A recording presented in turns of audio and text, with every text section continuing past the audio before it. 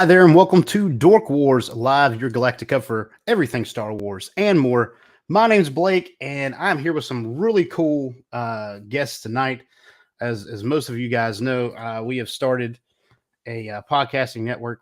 Dork Wars helped found this thing, and it has been a fun ride so far, just getting everything set up. And I love doing logos and designing things and this and that. So this has always been a lot of fun for me. So let's go on and get into the guests. First off, we have Ryan. How's it going, Ryan? Good. How are you? Doing great. This is Ryan of the Portable Holes Publishing Podcast. Great to have you on. Thanks. Yeah, great to be here. And thanks for setting all this up. Yeah, it's been fun so far. Right. And we're going to keep it rolling with Manny. What's going on, Manny, from Trekker's Delight? Hi, Blake. How are you? Doing great, man. How's it going? I'm well. I'm really happy to be here, and I really appreciate all the effort and concern that you've given to this, man. I'm very excited. So Manny is coming from us at 5 a.m. He is, whew, I don't know how you dedication. I'd be out. I'm happy to be here. Really. And we also have Marco from the Entertainment Rants. Gentlemen, how are you? Doing great.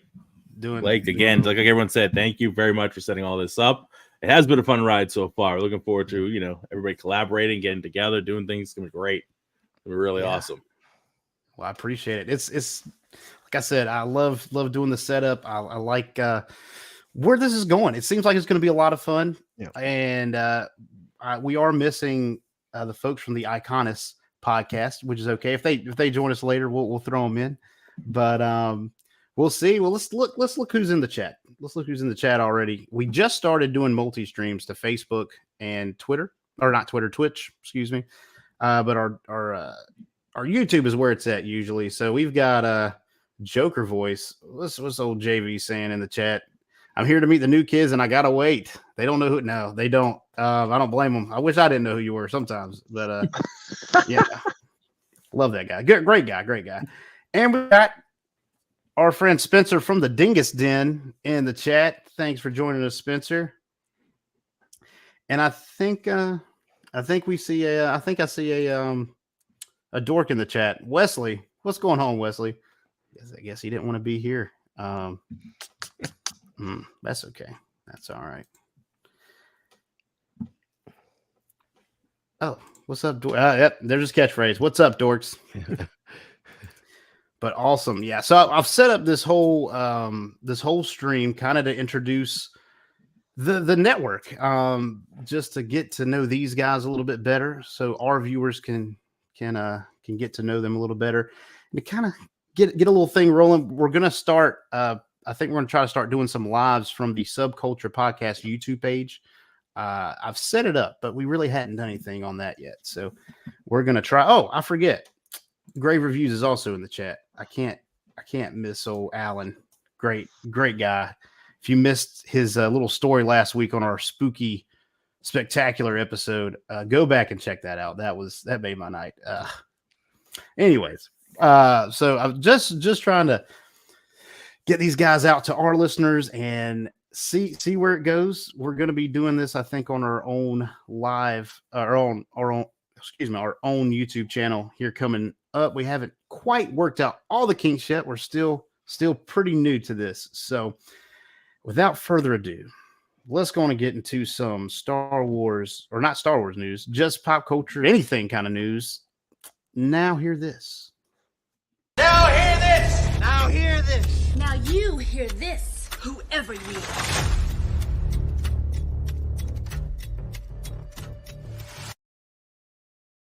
All righty. So for our news tonight, is the MCU in trouble?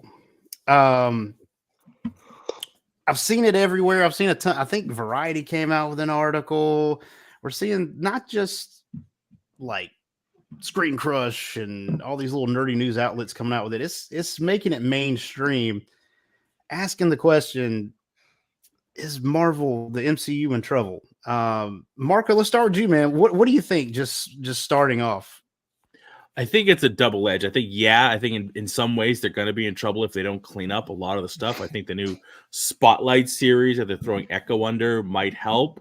so people kind of keep away the continuity stuff and just have their own separate shows.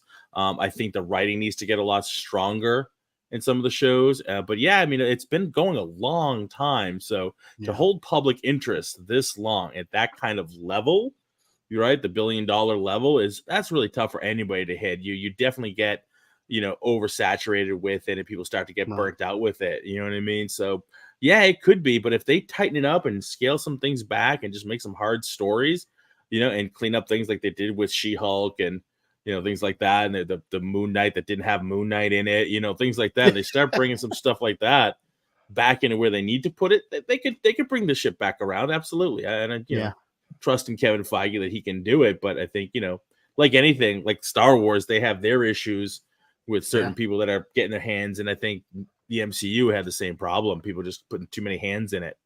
You know what I mean? And it just starts to muddy the waters. So hopefully they can. I enjoyed Moon Knight too. I just wish there was more Moon Knight in Moon Knight. You know what I mean? It was definitely, we're always wanting for a season 2 or for him to pop up. They left us hanging for a prime way to get Moon Knight in a season 2, but doesn't sound like that's coming. No, not that we've heard. A lot of times you kind of hear about this the next season before the current season ends or shortly after. It's kind of what has me a little spooked about Ahsoka. It's not looking good. I'm a fan, so I'm gonna watch. Right, I'll watch Echo. I'll watch whatever. I got time. But maybe if I didn't run a podcast, maybe I wouldn't be trying to catch everything that comes down the line. Right. I don't think I'll be going to the theaters to see the Marvels. You know what I mean? Might wait for that one to come on streaming. That's right. But no, I like that take, man. You can get oversaturated. It happens. Manny, what do you think, man? Is the MCU in trouble? I totally agree with what Marco just said, just listening to him. And what I wanted to say for that is he's totally right about maintaining that energy for that arc of time, whatever. So everyone is going to naturally compare it to the energy they had in the earlier phases. So for me, I was really into the television shows. I was an Agents of S.H.I.E.L.D. guy. I watched the Inhumans. I watched all those little... I was super excited for Cloak and Dagger because I liked that comic book when I was a kid. And these all fizzled and it was weird and it didn't have that energy that they promised. And so I think what naturally happened is, again, the currency that we all use now is attention. How much time is in your day? We're all busy people. So we're choosing more selectively.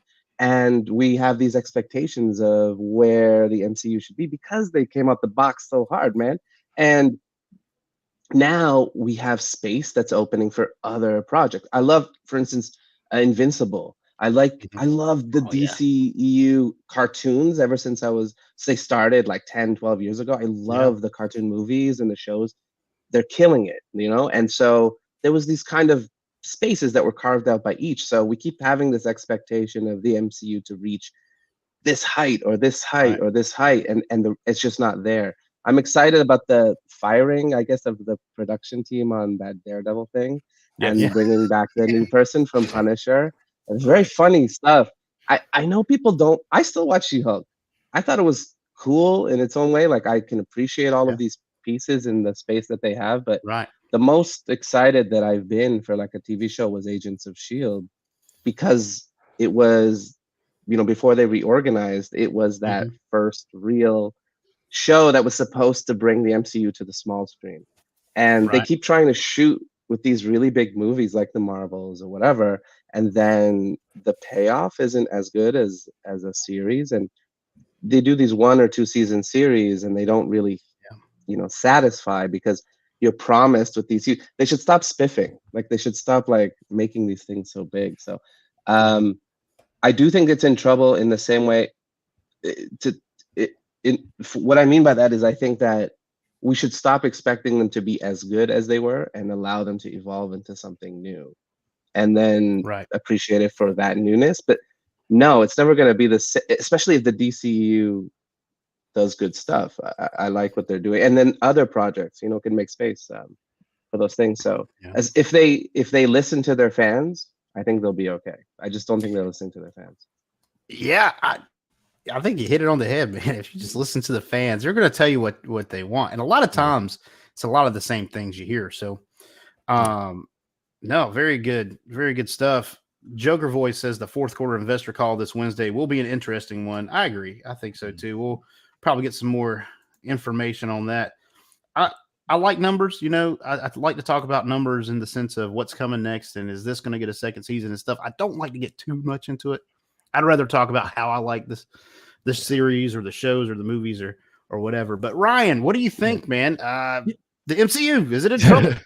It's the the quote that comes to mind is, how can I see you if you won't go away? And so I think that's, as you know, like, I think you've all made great points. I think part of the issue is it's oversaturated.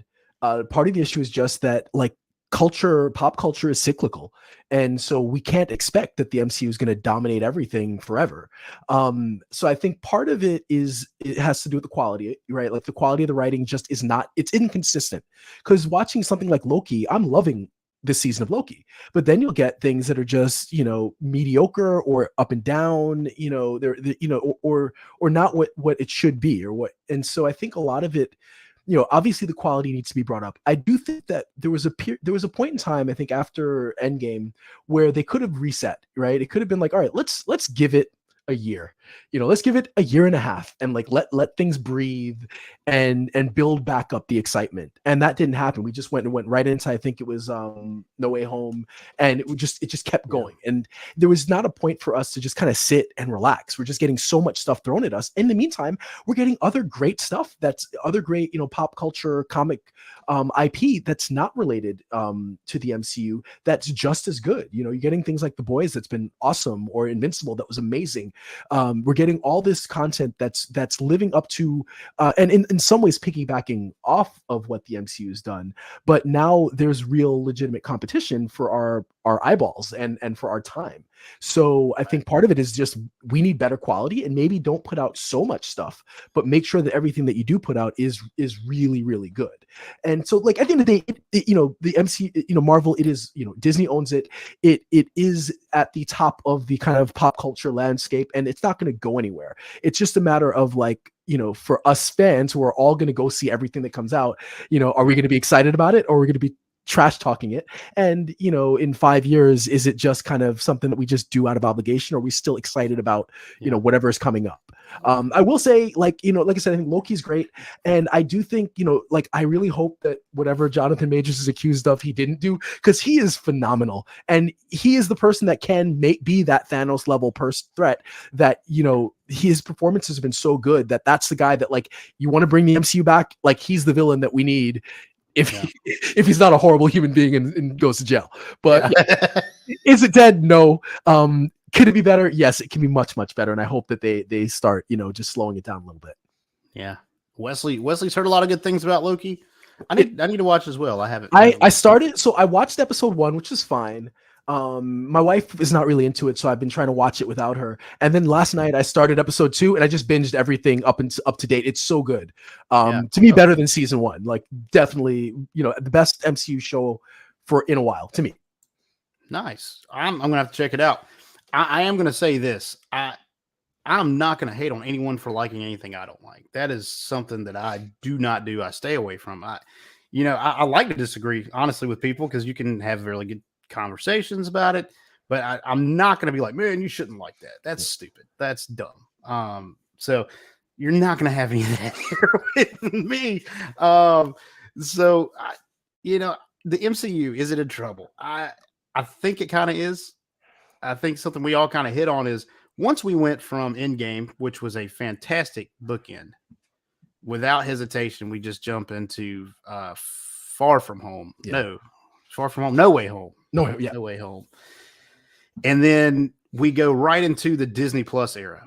That phase 4 started with WandaVision on Disney Plus, and it has not let up. I mean, we're getting steady stream of shows and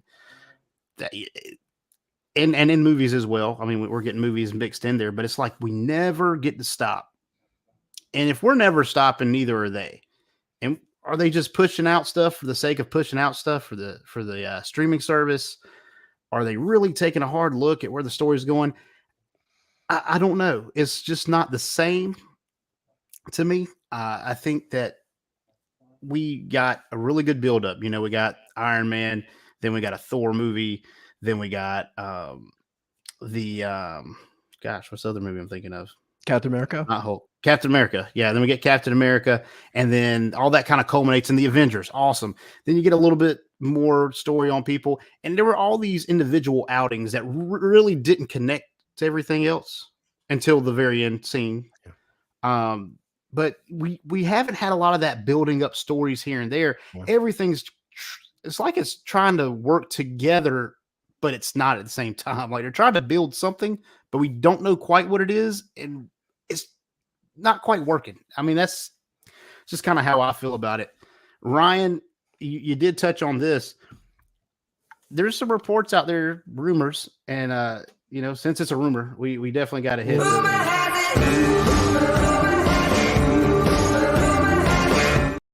Just some rumors here, but Jonathan Majors, it seems like they may be trying to pivot from Kang and try to move into some Doctor Doom stuff. I've seen those reports here and there, rumors, as it were. So yeah, what do you guys think about that? I think Jonathan Majors is such a great actor that I don't want them to pivot away from him. Just seeing, like Ant-Man I thought was not good at all. But he was amazing in it. Again, in Loki, he's great. And he's playing variants of, these different variants, and each one is its own thing. So I want him because I think he's got the gravitas and the range to play that kind of villain, that kind of threat. Right. And so in that way, I do, although I love Dr. Doom, but the problem is we fall into that same trap of, okay, what, they're going to just throw Dr. Doom in without any real buildup, so I'd rather them not do that, take a break if they need to, rather than shoehorn Dr. Doom in because they need a big Avengers level threat. Like, okay, give it a couple years and build it if we have to, but don't just throw him in because, you need somebody to replace Jonathan Majors. Yeah, it's too much, man. Like it's too much shifting. I mean, Kang is already a Fantastic Four villain, and we haven't seen much of the Fantastic Four. All we have is Reed Richards from a different timeline in the MCU at this point. So I wish that I'm okay with getting Kang because he's kind of separate. He's Fantastic Four, but he's separate from them by generations and all. So you can work that in there. But Dr. Doom, you're going to have to shoehorn a Fantastic Four movie if you want Dr. Doom. And I don't want them to just throw it in there because it's not going to be good when they rush it. Manny or Marco, any thoughts on Jonathan Majors being canned for Dr. Doom? Kang being canned for Dr. Doom? I would not like to see him be canned. I think he is a phenomenal actor. I think he is crushing the role of all the different variants that he's been playing. So I would hate to see that. Obviously, it might be out of their control. But if they do, it's going to be if they're going to continue on with Kang and they have to replace him because it's movies, they can write a different person in as Kang if they want to, as a different whatever. That can obviously happen. It's still going to shake everybody. There'll be that shake off period of like, he was better, but they'll make it go if they have to. Because I think you're right. I think Dr. Doom would be a huge disservice to that character if they just try to shoehorn him in and quickly shift and pivot that way. I don't think it's going to make any sense to anybody. You know what I mean? It is such a shaky ground to begin with. Like, don't rock the boat, at this point. So if they can keep them going, great, because I'd rather see that going and play that whole storyline out. Get to Kang Dynasty, get to Secret Wars, do what you have to do. You know what I mean? And keep him going. I love Dr. Doom. I'm a huge Dr. Doom fan. I can't wait till they do eventually get to him. But if they're going to, let's do it right. Let's do it right. I'm going to tell you that I do like Jonathan Majors as Kang. I don't think they've done the cleanest job of setting everything up. They're kind of doing it in the right way. I think they've got him in Loki and they've got him in Ant-Man. I think they're doing it kind of the right way. But I think Jonathan Majors is acting fantastically in that role. But I do want to see it accentuated. JV had a good little tidbit here. Kang Dynasty should be the setup intro for a proper Fantastic Four. I can agree with that. If you're going to keep it in the MCU, for sure. I know I don't have this quite on the notes, but I kind of wish they would go kind of the DCEU route where they just kind of deconstruct everything and have it in its own places, like they're getting ready to do. Yeah. I don't know, man. I think the connected universe thing is starting to get played out a little bit, but so I've also heard more rumors. Tony Stark and Natasha Romanoff, Iron Man and Black Widow, respectively, may be returning. I don't know. Seems like a last ditch effort. That seems like a way just bailing out the water out of the sinking ship and hopefully finding him under there somewhere. Is it? I mean, I guess it's plausible. I mean, you got the multiverse, so anything is possible. I heard that the actress who plays Natasha Romanoff, she'll never come back. Scarlett Johansson. Well, she got dealt a pretty bad hand though. Yeah. Oh yeah. Like her and Disney. You're right. Now that I think about it, they settled it out, but that I would. If I was her, I wouldn't. Yeah, she'll never come back. Still not a good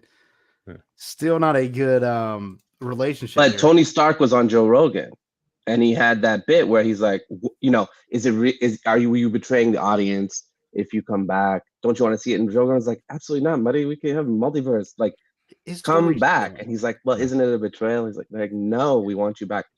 I understand that desire to like, it's kind of like when people give notes then they're like, bring it back to season 1, bring it back to like Iron Man. And of course, Iron Man, the original Iron Man was my favorite like movie in the MCU until Guardians of the Galaxy, the first one. And then that became my favorite just because the fun that they were having, it exudes from the actual like movie. You can see how much fun it was and how natural it was, that natural sort of effortless sort of fun that they were having.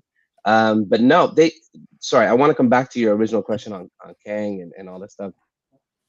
I don't know the man. I don't know Jonathan Majors. I just know that he's killing it on screen, right? Just so exceptional. But what I will say for the Doctor Doom and the Secret Wars that Marco was intimating towards and stuff like that, and if we want to get to that, I was a kid who watched like all the Spider-Mans, and I love the Beyonder, and I love the Secret Wars, and all that stuff that I was a kid, I'm starting to see like on the screen and stuff like that. So I'm excited for Doctor Doom. I'm excited for the Fantastic Four. But if they, as Marco just said, they've screwed up the Fantastic Four so many times that if you don't bring it back properly, okay? I want to see Franklin Richards. I want to see Gladiator. I want to see, the Shi'ar dynasty and X-Men. They keep rewriting. You see them keep changing, like what they're going to see in the next 8 to 10 years. They keep changing and changing. They don't have a cohesive vision. And I think that as a fan, you want to know that the people who are handling this wonderful, delicate thing that you love have a plan. And I think that maybe that's what some people are upset about with the writing and the inconsistencies between the storylines that we as the fans catch because we're eagle-eyed or we're trying to like, what about this and what about that?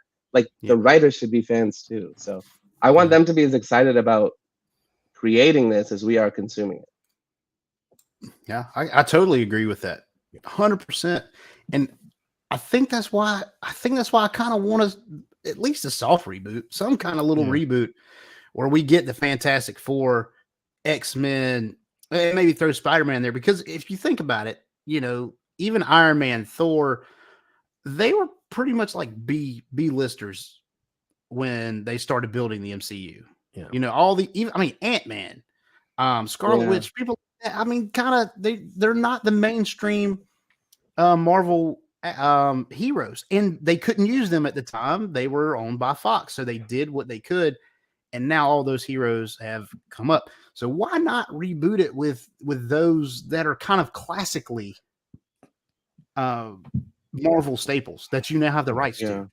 I think a soft reboot just set on the foundation of X-Men and Fantastic Four would be phenomenal. Yeah.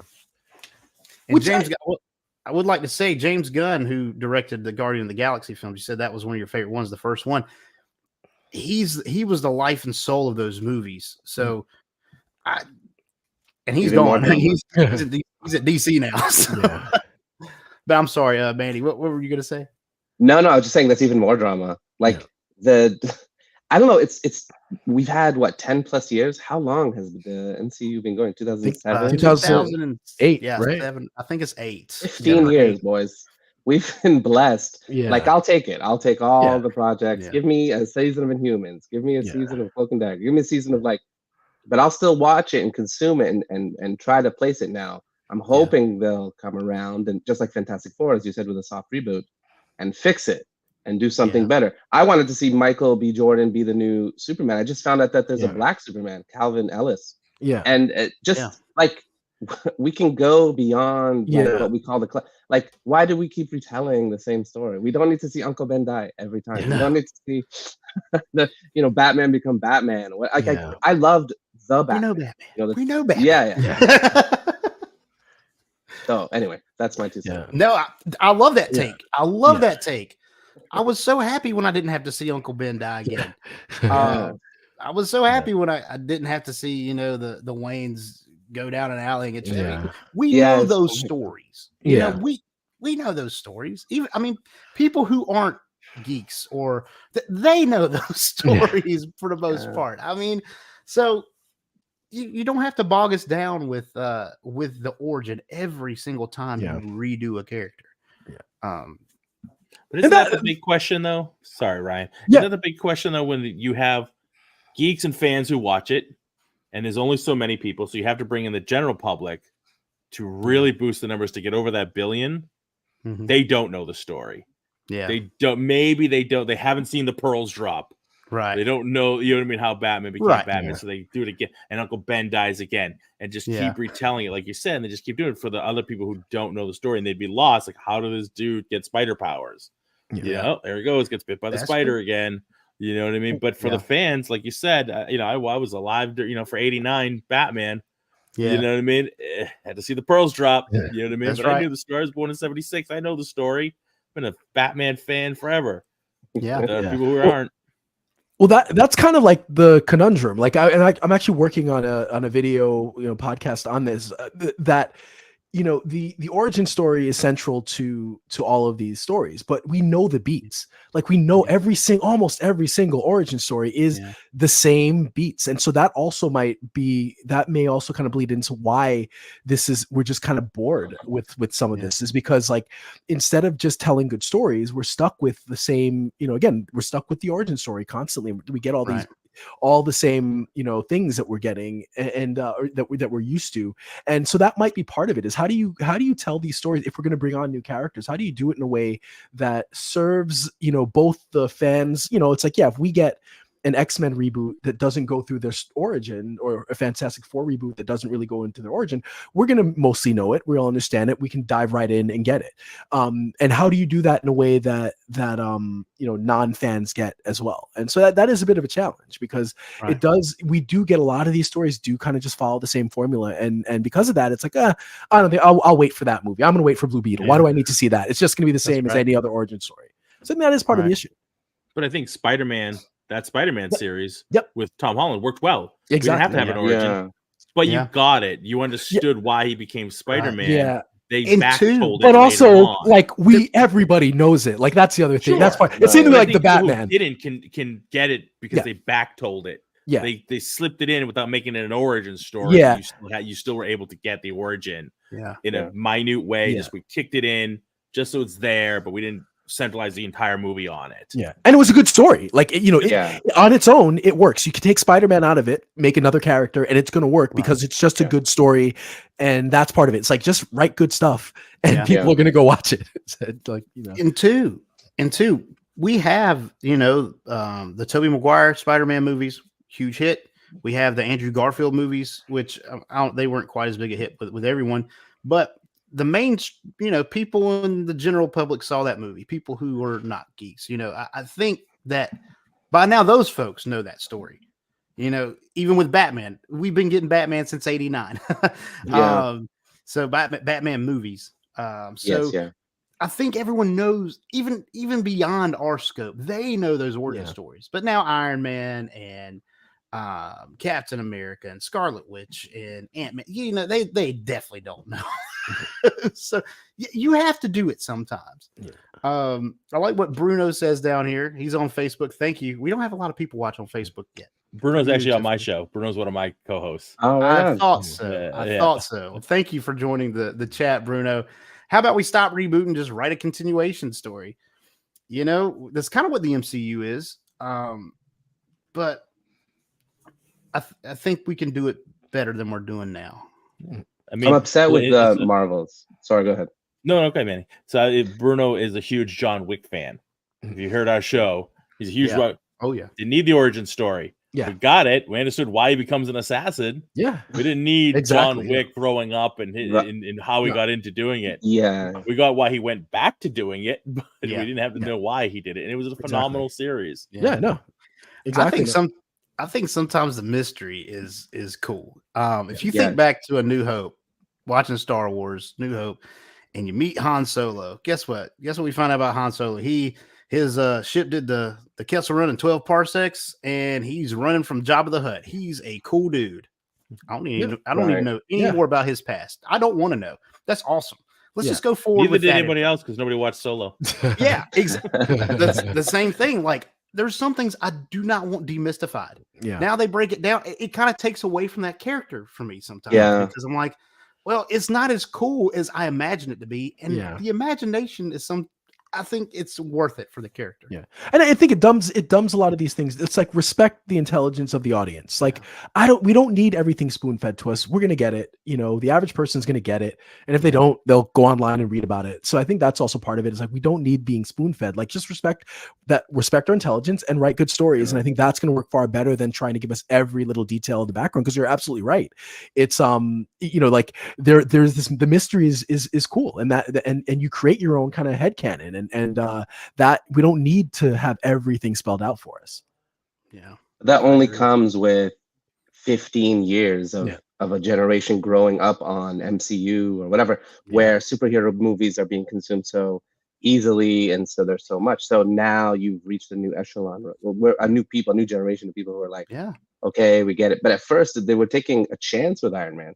Marvel was taking a chance with it. And so we've built it into something, and I think that's why people get so disappointed, because they have high expectations. Yeah. I mean, at this point, you know, you're 15 years into a franchise. I mean, it's a whole big franchise. It's its own thing, and you know, it's sad to part with it. But sometimes I think you need to. This is from way back. I don't even know if Wesley's still on, but he said that, oh man, I lost it. Oh no, I destarted before I showed it. I don't know if I can find it now. I can. He said he was looking forward to Deadpool with Wolverine. Yeah. Yes, sir. That's the next thing I was gonna say. Yeah, definitely. That's the kind of stuff we need out of Marvel, I think, for sure.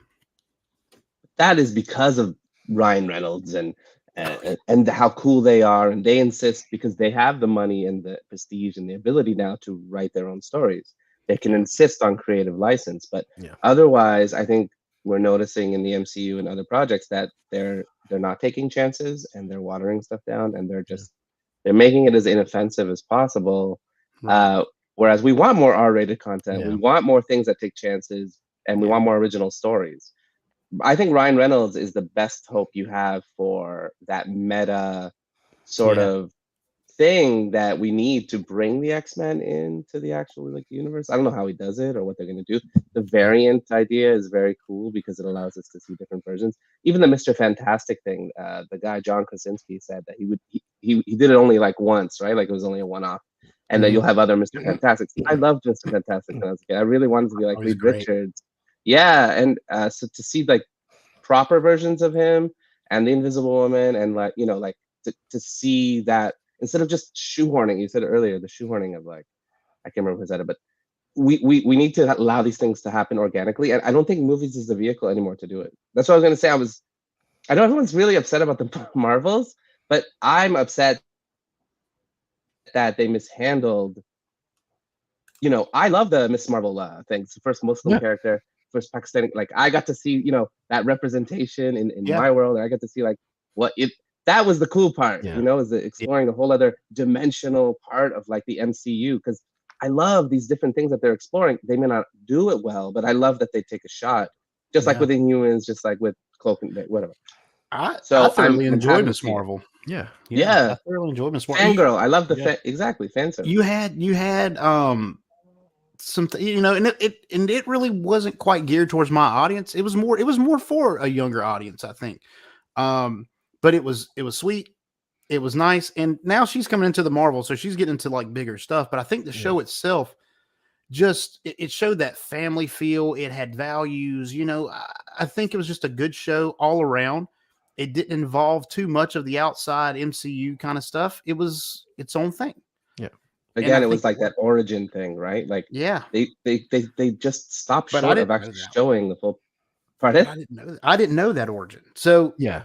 Oh, right. you know, not in that yeah. way. So But I think in TV though, there's a little bit more of an opportunity to do that just because, you know, you could do that in episode 1 or episode 1 and 2, and then you can actually tell your story. So I think that because you have like several episodes to do it, it's a little bit more acceptable there. But yeah, to your point, I think that, you know, I love when you do get exposed to a world that you're not that is not typically represented in a positive light in media. And so that was one of the things about Miss Marvel that was great, was just giving us something new and different by creators that were not the typical creators we have. So I do like that Marvel, you know, will take those chances. And so that's the one risk, is if you start like saying, all right, you know what, screw this, we're doing 2 movies and 2 TV shows like a year, you start to lose that, because, you know, we're only going to get a certain, you know, certain people on these projects. So, you know, part of it is, okay, yeah, let them, you know, on some levels, like, yeah, let them take as many swings as they want. Some are going to hit, some will miss. You know, so there is that part of it, I think, where you don't want to lose out on some creators and some ideas that maybe, you know, we wouldn't get if they're not just churning it out. It just, sometimes it feels like it's just getting churned out for the sake of it. And it's like, put out good stuff rather than just like throwing things out because we need to make money and get eyeballs on Disney Plus. yeah. I think that's the same for Daredevil. Like what we're, you know, like the oh my God, how much time you have? I mean, I missed the Defenders, right? Like, I could talk about it all night. Come on, buddy. This is its own topic by itself, isn't it? I mean, it's what? You know. I still rewatch like Luke Cage. I still rewatch like I wanted White Tiger. I wanted to see like Stick and the Hand, and I wanted to see. I mean, maybe, you know, we can all talk about Iron Fist and what it was supposed to be and whatever it is, but I wanted to see more Jessica Jones. I wanted that, and I want the way that they shot that, and the way that they're all coming from different points of view and then coming together. They deserve to join the greater MCU. We deserve to see them in a much larger like role and stuff like that. And oh my God, Vincent D'Onofrio! Like, I'm so excited. I didn't, until I saw the trailer for Echo, I didn't get it, and then I saw the trailer and I was like, this is awesome. I don't know what this is, but and is it because I'm so starved for awesome stuff from the MCU, or is it that it's that awesome? I don't know. But either way, I'm going to consume the heck out of that. I can't wait to see that thing. It looks so good. And plus, I've been wanting Vincent D'Onofrio as Kingpin. I want to see more of him. He was so good. And actually brings it back to the Jonathan Majors thing. I think we're starved for people who are like good at the character that they bring. I know that people didn't like Brie Larson. I know that people didn't, you know, there's certain people that didn't like as the casting, but you know, Kingpin, amazing for me. You know, again, it's the shadows of Spider-Man. He's Wilson Fisk. Yeah. Sorry. But yeah, and Ubaldo says it good here. It's almost like Iron Man bringing new fans to the MCU, but also you need younger audiences to bring new fans. And JV said something cool too here. That's the problem. They're not bringing eyes to Disney Plus. You know, these things aren't turning a profit like they used to. So we'll see where it goes. I think Netflix did a great job with Daredevil and that whole little universe they built. And it seems like they're going to try to make it kind of fit in Disney stuff. I don't know exactly how. So we'll see, man. And yeah, that is definitely a future topic for us is the MCU and where it's going and how it should be. I think that's great. We'll jot that down for later. But for now, though, it's good to mention that Dork Wars, the podcast, has a merchandise store. Merchandising? What's that? Merchandising. Come, I'll show you. Open up the store. We've got Dork Wars, the t-shirt, Dork Wars, the hoodie, Dork Wars, the coffee mug. And tonight, I usually have like a Dork Wars crazy item that we really don't offer, but we actually do offer this one. We have all new merchandise. Well, not all new. And we got some new merchandise. We are on Teespring. And Teespring finally started doing stitched hats, which is awesome because I love hats, man. I love hats. So now you can get Dork Wars, the trucker hat. You can get Dork Wars, the beanie. It's all on our merch store, which you can of course find on dorkwarspodcast.com. So check that out for sure. There you can also find our links to wherever we podcast, our Spotify, our Apple Music, Google Podcast. We're everywhere. If you listen to podcasts somewhere, we're probably there. So check us out. Also on Facebook, on Twix, which we call Twitter, X, whatever the heck it is now. We just call it Twix. But pretty much you find dorkwarspodcast.com. You will find all of that stuff. This is usually the part of the show where I let you guys kind of plug your stuff, but that's the whole point of the show. So after when we get in the main topic, we'll do that. But for everything we're doing here for Dork Wars, a podcast, for all these great pods, let's just like and subscribe.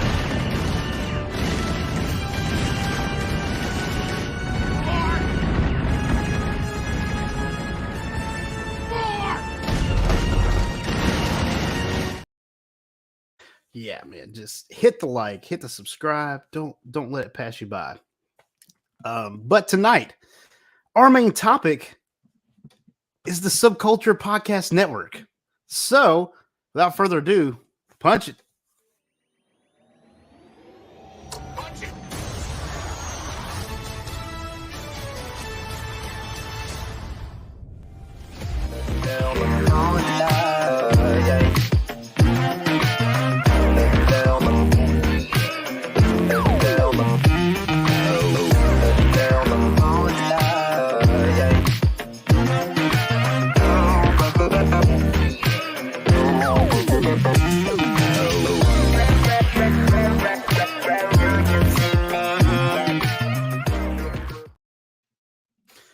Yeah, man, we're doing it now. We are here. I'm pretty stoked about this whole adventure.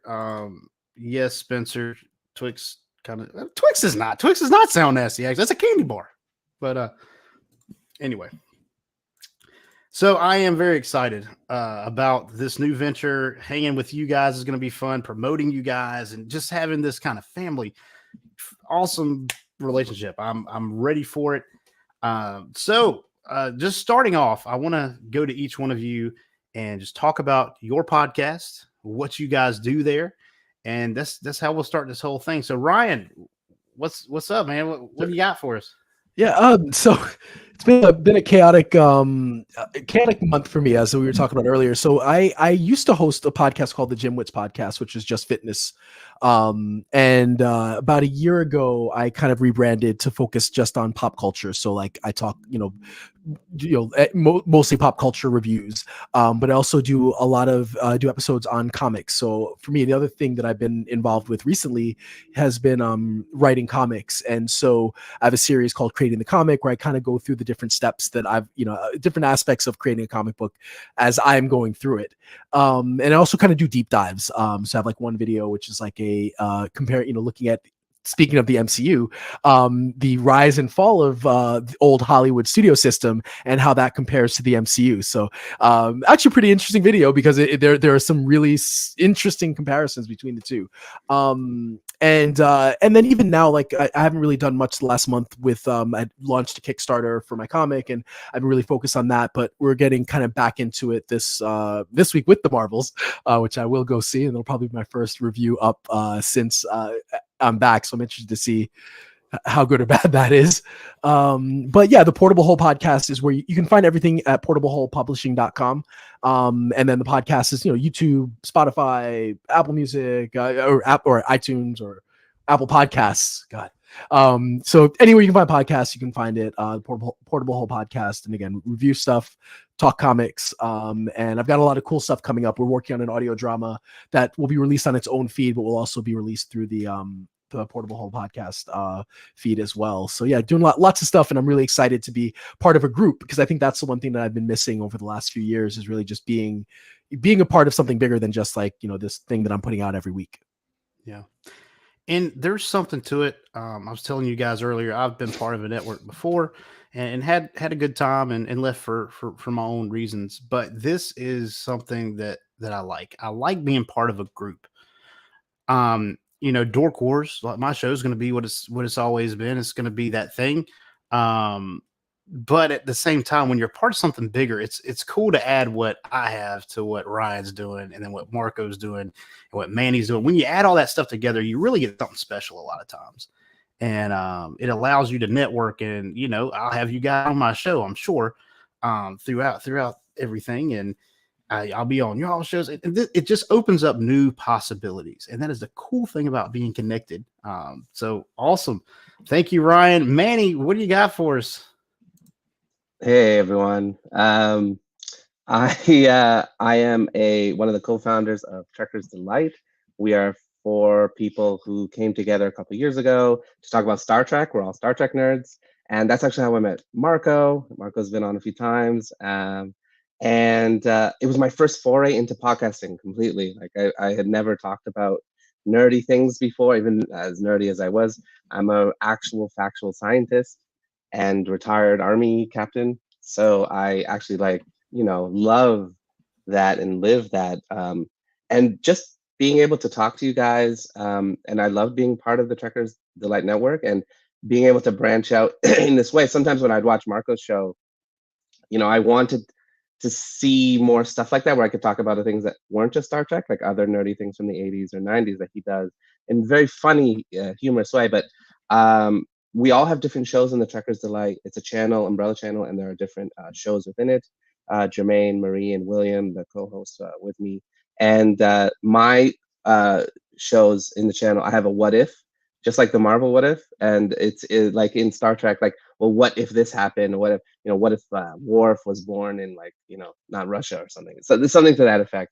I do one called Opposite Treks. My cousin Mo and I started that when he started to argue that the Federation was evil, and I was very pro-Federation. And we've had this argument ever since we were kids, and so we wanted to bring that debate in a humorous way to the screen. And Techno Trek, we talk about the technology of Trek. But there are other really great shows there. You should definitely check out Trekkers Delight, fantastic shows. They do a live show every Thursday at 8:00. And yeah, I'm just happy and excited to have this conversation. And I've been really busy, so I've been doing my own projects. I'm a school teacher. I'm trying to get back into having free time between marking and being with the kids and stuff. So I'm just really jazzed again to be on the mic and talking to people about things that I'm passionate about. I'm very passionate about all of these things when I'm consuming them, and matching your energy, Blake, like getting, because you putting this all together and you bringing this all together, it made me excited. And I just want to say thank you, because it's always great to find people in that space from the Geek Creators site and stuff like that, who want to create something or want to push something forward and want to invest the time and energy into doing that. So I just want to say thank you again. It's really great to meet all of you again. And honestly, I'm here because I wanted to see Marco again. I hadn't seen Marco in so long, buddy. I'll hand the mic over to him. Yeah, buddy. It's been too long, Manny. Yeah, it's been a wonderful journey. We started our podcast, or I started our podcast during the pandemic. It was a typical pandemic project. I own a martial arts school. I've been a martial artist since I was 8 years old, so going on 40 years next year. Don't do the math. And I've been teaching since I was 15. So that's my life, day in and day out. I own a school, I teach, I work with kids, obviously, but I needed an outlet. My wife got tired of me talking to her about the Marvel and DC and this, and she said, "You need another outlet, because I'm tired of hearing about it. If I hear one more Spider-Man talk, I'm going to blow my brains out. So go do something with it." So I did. I was like, all right, well, screw it. I'll just go do a podcast. Why not? We'll see what happens. And then, like I said, I mostly started out on my own, just having different guests, my brother, friends, and if we say, "Oh, you like this show? Let's talk about the boys," or whatever. And then it evolved, as most things do, and I found 3 other co-hosts that did it with me regularly. One is my cousin Bruno. Another one is one of the teachers that teach at my school. Another one's a friend who trains and now teaches at my school as well. And the 4 of us get together, and hilarity or insanity ensues most of the time. Mostly it's guys stop talking over each other, but we want to hear our own voice. We give a rat's ass what everybody else is saying, so we just talk. But it's a very loose conversation. You know what I mean? We're talking about John Wick. It's somebody's thing, and we just go off on it. But our biggest thing is we probably should have changed it to entertainment tangents, because we start on a topic and quickly it's gone. And if an episode goes by, I don't talk about like Batman and why they don't put the white slits in the eyes. We have to go back and re-record. You know, if I don't tell people why I hate Tom Cruise, like, all right, Marco must be not feeling well because he didn't talk about his hatred to Tom Cruise tonight. So, no, you know, and then there's some, you know, so we all have our things, right? I'm from the '80s, very geek-centered. Bruno's our mathematician. He's a physicist, you know, so, you know, he goes through all that kind of stuff. We need things. Wow. Mila is, you know, she's younger. She's the young one in the group. She's in her 20s. Everybody else is in their 40s or 50s. So, you know, she's the younger culture and a female and gets a lot of the music stuff. And Larry's our grump. We love Larry, but he's our wrestling grump. Larry's my favorite. I'm going to tell you that. Yeah, exactly. He is Larry. most people's favorite because he's that voice of like, I hate this shit. What are you doing? We have to constantly talk Larry off the edge and change his score rating for him because, dude, I love it. One more time. Yeah. So, and that's just the way it goes in our show. And we love having guests on. One of our favorite things now, we do our car ride home reviews of. We got hooked up with the North Shore Music Theater in Beverly, Massachusetts, so we get to go to their media night now and watch their shows, and then on the way home we record it, and it's super cool. Like, that was one great thing that came out. We're hoping to do more of that with other theaters in the area, but yeah, so much great things come from this. Meeting you guys is going to be, I know, an awesome adventure. Like I said, Mandy and I have known each other for a while now and make great people through his Marie and you know, everybody, obviously. So it's exciting. I'm glad Blake reached out and we got this rolling. I think it's awesome. Yeah. Like you guys said, like Ryan said, it's like, I want to be part of something too, something bigger, you know? Nice. So it's cool.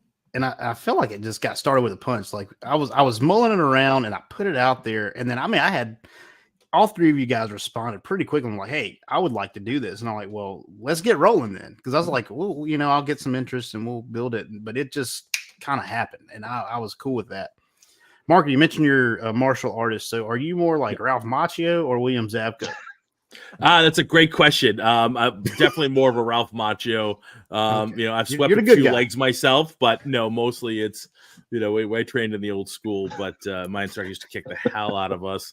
I was 8 years old training with adults, getting my legs kicked and stomach punched, and you know, somebody we were up against the wall in one test, and I was 8. Now picture this, and think if you could get away with this today in today's culture. I was 8 years old. My first test was at 8:00 at night, and it lasted for 4 hours on a Thursday night. So I didn't call my parents to come pick me up until after 12:30. Imagine trying to do that to an 8-year-old in 2023. Yeah, would never happen. Meanwhile, somebody puked right next to me, and the instructor's like, "Don't look at it! Don't look at it! Don't look at it!" I'm like, "I'm 8, okay." So I will say I train Muay Thai and boxing, and I got to train in Thailand a couple years ago, and they're different because here you're right, like you could be 18 years old and someone's mom is coming in if they get punched in the ribs too hard, but there are kids there that are like 5 years old that were better than I will ever be and have ever been, and it was just insane to watch the way that these kids train at that age. I mean, for some of them it's like that's what's going to make money, you know, for them and their families, but it's just insane to see what kids out there are doing versus the kids here who it's like, you know, it's insane. It's insane. Yeah. It's nuts, man. I agree. So you came up Cobra Kai and kind of fell into Miyagi. I mean, that's really what started me off in the martial arts. It was that year. The Karate Kid came out. I was a huge Bruce Lee fan, you know, so awesome. It was everybody was literally kung fu fighting. It's just what happened. Bruno and his brother actually started before me, and that's what I started. Like, all right, they're the instructors down the street. Let's go. Let's do this. Right. So it's been a lifelong thing. And lifelong journey. That's fantastic, dude. I need to do something, man. I'm just starting to pack on. I got 2 kids, and you know how that goes. Yeah. I need to start kicking some stuff. Yeah. As you say, most things start with a punch, and that's every day for me. Wow. Fantastic. I will say this about Entertainment Rant. So I've listened to a bunch of your guys' stuff. I was listening to your vacation episode the other night because I love vacation. I mean, it's hilarious. That's great, man. You guys have me rolling. Oh my gosh, just everything. You talk about a podcast where they just say anything about anything. Yeah, that's your podcast. Okay. Yeah. And dude, I think it was an hour. I'd been listening for 30 minutes And I was like, man, they got to be close to done. I look and I'm like, I've got another like 45 minutes to an hour. Bring it on. We're often lose track of time. and it's entertaining. I mean, it's not just like rambling. It's entertaining. I felt like every minute was fresh. So we got some good stuff rolling. Some great podcasts. I'm stoked about this.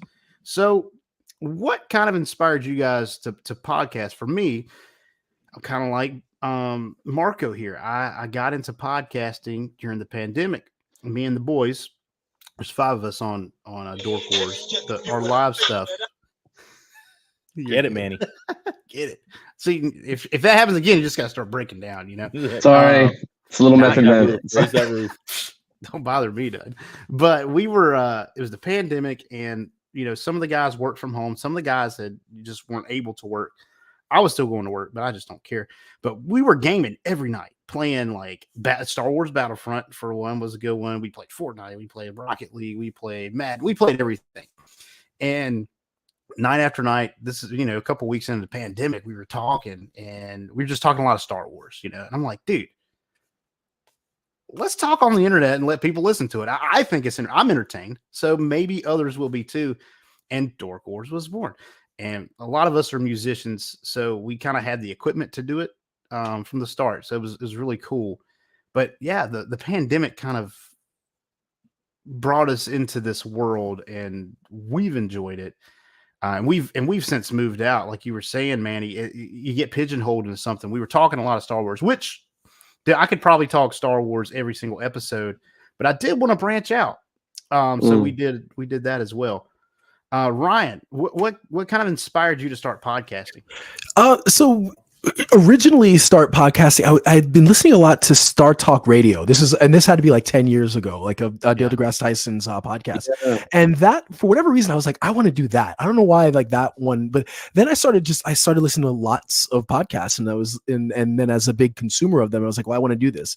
And so for a long time it was just fitness. And then like pandemic hit, and I was kind of like, you know, I felt like I'd done what I wanted to, like I wasn't interested in continuing to do the fitness podcast, like, you know, and so, but I should say for a while I was also on a couple of other podcasts that I would either guest host on, or there was one that I was one of the co-hosts on the Cynic Radio podcast, where we did talk a lot about pop culture and geek stuff. So I'd been used to talking about that, but then about a year ago, I was like, you know, I kind of had my own idea of what I wanted to do for myself. And so when I was rebranding my fitness podcast, you know, and kind of changing things around, I kind of had an idea of like, there's a certain, you know, for me, I love the discussion, and I also like being able to kind of just do my own thing and say, here's what I think and here's why, and, you know, in and out quickly. And so for me, it was a mix of things of like, I wanted to do that, but I love having people on. So I think part of it's just being kind of in control of my own thing, and being the person who can make those decisions, that I could do, like, you know, video essays if I want. I just like the idea of having the opportunity to do different things. And so, yeah, it's like a long way of saying, I guess, answering that question, but, you know, I love consuming podcasts, and I love being on them. And so it's just fun to just do it.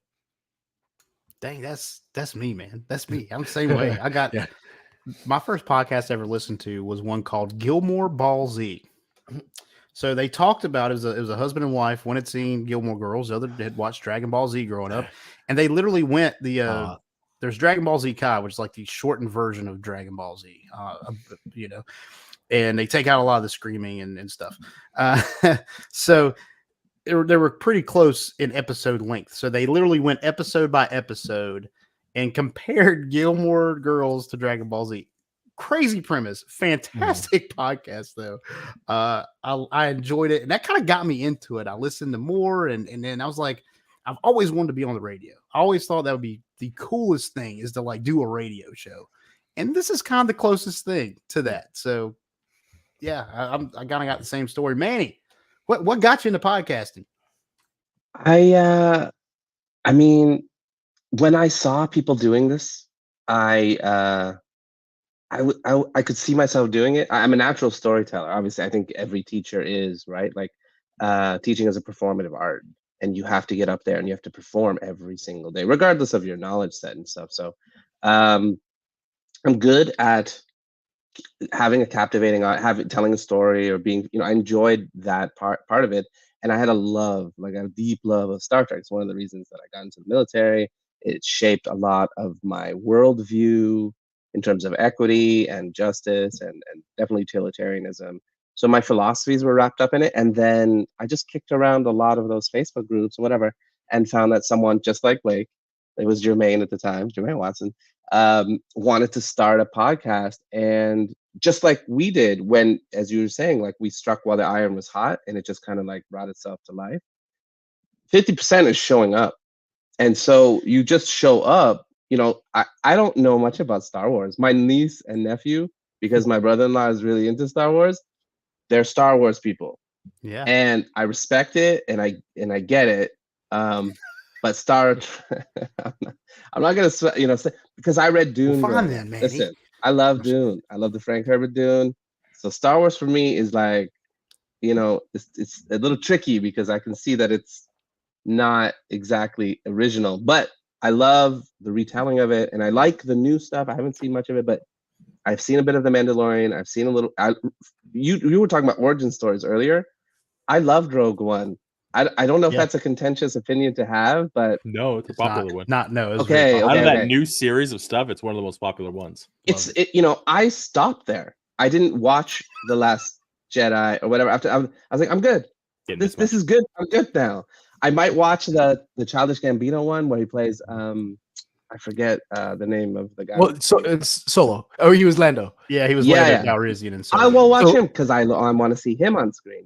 Yeah, well, fun fact. So I'm a huge Star Wars nerd, and and so right a week after Lando came out, Donald Glover is hosting Saturday Night Live, both hosting and the musical guest.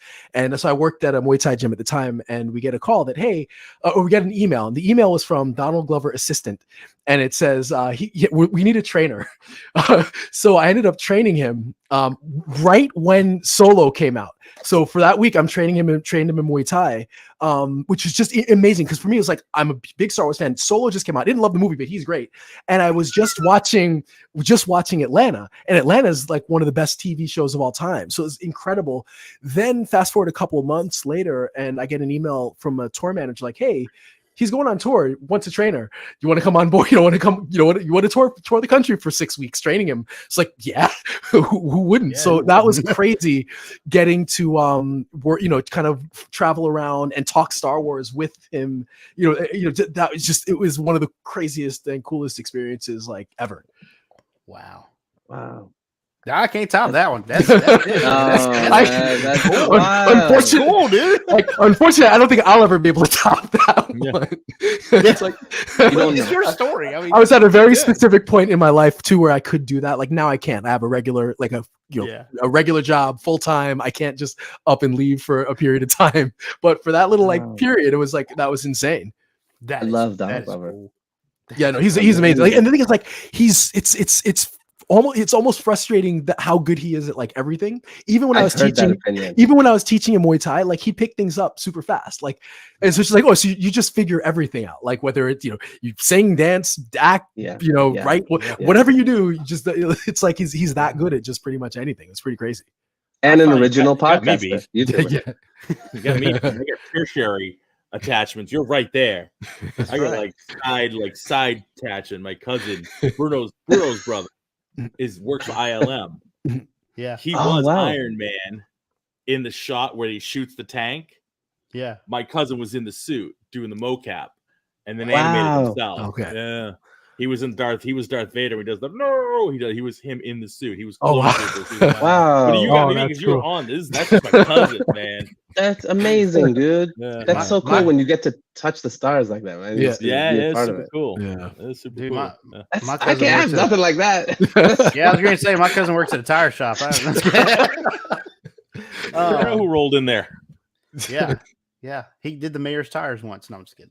But no, that's totally cool. That's Donald Glover is fantastic. I would never do this, but there's a little part of me that's like, if and when they do film a new show, it's like, reaching out to his assistant, like, hey, could you ask him, can I just be a stormtrooper, or whatever, I'll do anything, like, just, come on, I'm 5'7", I can fit in one, come on, please, weren't they casting for they do regular casting calls? And you know someone. Yes, whatever. And I would that's what I wish I had the I don't know what it is to do that, but I would never do it. But there's that part of me. Yeah, it's like, I'll just be a stormtrooper. Come on, that's fantastic. I mean, I'll call for you. Just ring them up. We'll do it, right. Guys. Ryan's assistant. That's right. Yeah, right. I like what you said, Manny. I like what you said about teaching. So I actually went to college for music education once upon a time. I did not finish. The school got way too expensive and I ran out of money. So I actually fell into something that, I make more money teaching. God bless. Which is good, but I still have that love. And I actually taught at a School of Rock, which is a pretty big thing here in the United States. They're all over the country. It's a real thing. Little franchises. Yep. It's a real thing. Yeah. It actually predates the movie. I didn't know that before I worked there. Okay. Yeah. So on the side, I had one night a week where I'd go teach at School of Rock and teach music and stuff. And I've done my own private lessons. But you're right. When you're teaching kids, especially kids, you have to be on. It is a performance. You are like, hey, I'm this. Even if you don't feel good that day, you are the show. You get on show and you got to show no fear because they can smell it in the water. Yeah, I was going to say, the same thing, Marco.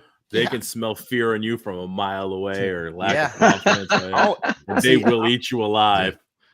I'm a kid at heart, so I'm able to kind of just I'm in there with them. So I think the best teachers are like that. They have the empathy. They remember their own childhood. Yeah. They remember what it was like to be in that space. Like, I have to go teach now, to be honest. And at this moment, I feed off of their energy. They're gonna give me their jazz, their pump, and that makes me feel good. I'm having my morning coffee, and I'm suddenly Mr. Manny. Suddenly, I'm like, okay, I come to life, right? And their excitement, their enthusiasm. Well, it's the same way now that we're in a podcast. See how we're all talking to each other? Same thing. That touchstone of what we did when we were children, sitting around watching E.T., sitting around watching, Back to the Future or whatever it is. It's still, you see how it just still even hits those notes, like as inside of us, just listening to your enthusiasm, your passion, it rekindles or relights that part of ourselves, right? In our adolescence. So just listening to I just brought up Rogue One and Solo just as a happenstance. And look at Ryan telling all this, like, I am blown away by your story, man. He's rolling around the country with Donald Glover. He buried the lead. Yeah, that's right. Yeah. But stuff from us. To kind of piggyback off what you said, like, imagine like what our, when we were all kids, what our version or what our thought of what it was to be an adult, and then imagine telling 8-year-old us like that, hey, when you're an adult, you're going to spend a significant portion of your life talking to other people about the stuff that you like, about whatever it is, like Transformers or Star Wars or G.I. Joe, whatever it is, the stuff that you like, you're gonna just sit with people for an inordinate amount of time just talking about that and broadcasting it. Like, nobody's gonna tell you to shut up like you do now. Exactly. Yeah. Exactly. And there were those people that were like, yeah, you're gonna grow out of that eventually. Well, guess what? Nope. Did not. And it's okay. And what I like is it's acceptable. Like, it's not even, I don't even feel like I'm weird because of it. Yeah. So that's awesome. I feel a kinship with you guys over a lot of even just these stories we're telling now. I mean, it's just relatable. That's awesome. So Marco, what got you into podcasting, man? I mean, I think it's kind of the same story, right? Like, I love podcasts. I listen to a ton of them. I was a huge Kevin Smith fan, so I listened to a lot of his podcasts. Him with Ralph Garman on the Hollywood Babylon. I listened to, his Fat Man on Batman, which was a huge Batman fan. So when that started out, and that's evolved, so I just a lot of podcasts. I've done the same thing. I'm like, I want to do this. I have a lot to say. My wife doesn't want to hear me anymore. I want to keep talking about this stuff. So let's, you know what I mean? And it's true. You just sit there with your friends, like, just shooting the crap for hours about Star Wars or something. And you're like, well, why the hell aren't we recording this? Like somebody else might want to hear this too, and just kind of get it out there, and you can have a conversation. So that's our big thing before the show. We're like, save it for the show, because we'll just talk for like an hour and a half before we start recording. Oh, shit, we probably should have recorded this. But yeah, that was basically it. Like, all right, let's put some stuff together, grab some equipment, and let it evolve and see where it goes. If it goes somewhere, it does it. If it doesn't, it doesn't. So I think we're in the 150s somewhere in the episode count now. So feeling good about it. And always, like, my brain keeps going. I'm a very like creative type person. I'm an artist. I draw, I paint, I do. Now I'm into like creating like pop figures for people, because I have a 600 pop figure collection, and I'm like, trying to like, I did one of me, which I think I can show you. Let's see. Oh, let's see it. Yeah, I was gonna say you got to see it now. I don't know if you can see it. Oh, we get rid of my background. You got to put it in front of your face, probably. Oh, nice. I like it. So not only did I do the pop, but I created the box with my logo and everything else on it. So I do like the full-on boxes and everything. I love your merchandising, man. Yeah. Wow, that's so Manny knows I merchandise everything. Like he does. I tell my students, if you stand still long enough. Oh yeah, I definitely merchandise everything. The flamethrower is next, because the kids love that one. I gotta get on that. Kids love that one. Yeah, I mean, we do everything. Keychains, dude. I've got everything. I've got a picture somewhere of the of that scene in Spaceballs where Yogurt's got the flamethrower, and it's got Dork Wars the podcast on the side. Yeah, the kids love this one. What's funny, and you saw my my merchandising kind of thing. The name of my podcast kind of is a pseudo name of, like, in Spaceballs. Of course, they had Spaceballs, the breakfast cereal, Spaceballs. So I do Spaceballs, the hat, Baseballs, the Spaceball, or excuse me, Dork Wars, the hat, Dork Wars, the hoodie, Dork Wars shirt, Dork Wars, the podcast. That's where it came from. So yeah, it runs deep, man. I mean, this stuff runs deep. Yeah, it gets exciting. Just gets inside, like Manny said, just get you pumped, get you motivated to do stuff, and it's a great outlet just to get it out there. It is. And put creative stuff out there for people. If they like it, they like it. If they don't, they don't. But you're just having a blast doing it. You just shoot the crap with your friends and just have fun doing it. And it's a pretty, I mean, as cost goes, it's a pretty low, entry to get into. As many, other adventures can be very costly. And you just build it slowly. Start out with a mic and just go from there, and then start building. Yeah. I mean, we had a guy that he didn't have any recording equipment. He got a USB mic and plugged it in and started recording, and he sounded great. He sounded fine. And I was able to take it, and we put it in, and I do some effect stuff anyways to everybody's audio on our podcast, just, make everything sound, we want it to sound as good as possible. Yep. And even after you run it through that stuff, man, it sounds fine. So yeah, it's very low cost. It's fun to do, man. I love having an outlet to talk about this stuff. And I always say this, it's not just about just talking about the people, even here in the chat, but I love going out on like Facebook and having someone comment on my stuff and say, hey man, I saw this, blah, blah, blah. I really like this. And we talk about it. That is the coolest thing to me, to reach out to people I've never even heard of and talk about Star Wars, talk about Marvel, talk about Avatar: The Last Airbender, or talk about whatever. It's so cool. So I love podcasting, man. It's been a great ride. So I do want to ask this as well. Your favorite fandom. What is your favorite fandom? I'm going to start with Manny, because I think it's almost obvious. It's almost Star Trek, obviously. I love Star Trek. The ethos of Star Trek and the way that it was told, the aesthetic of Star Trek: The Next Generation, it really set the stage, I think, for a lot of the pattern. I was in the Scouts and Cubs and stuff like that, and I love the idea of scientists in space, like that idea of going out and exploring. And then I did it.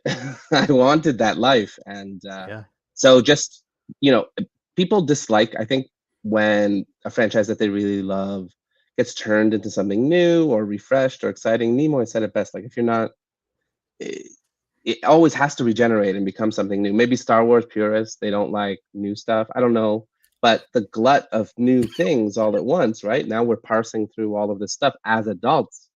There's so much fodder, I think, for our podcast that, we're sort of overwhelmed sometimes because there is so much to discuss that we become picky and we forget that we spent like decades with nothing. It was a wasteland out there. So yes, I definitely go with Star Trek. Awesome. And I love Star Trek as well. So I'm a big Star Wars guy and I'm a big Star Trek guy. So there's not a lot of us out there. I had someone on our podcast refer to Star Trek as the other star thing. So, it happens.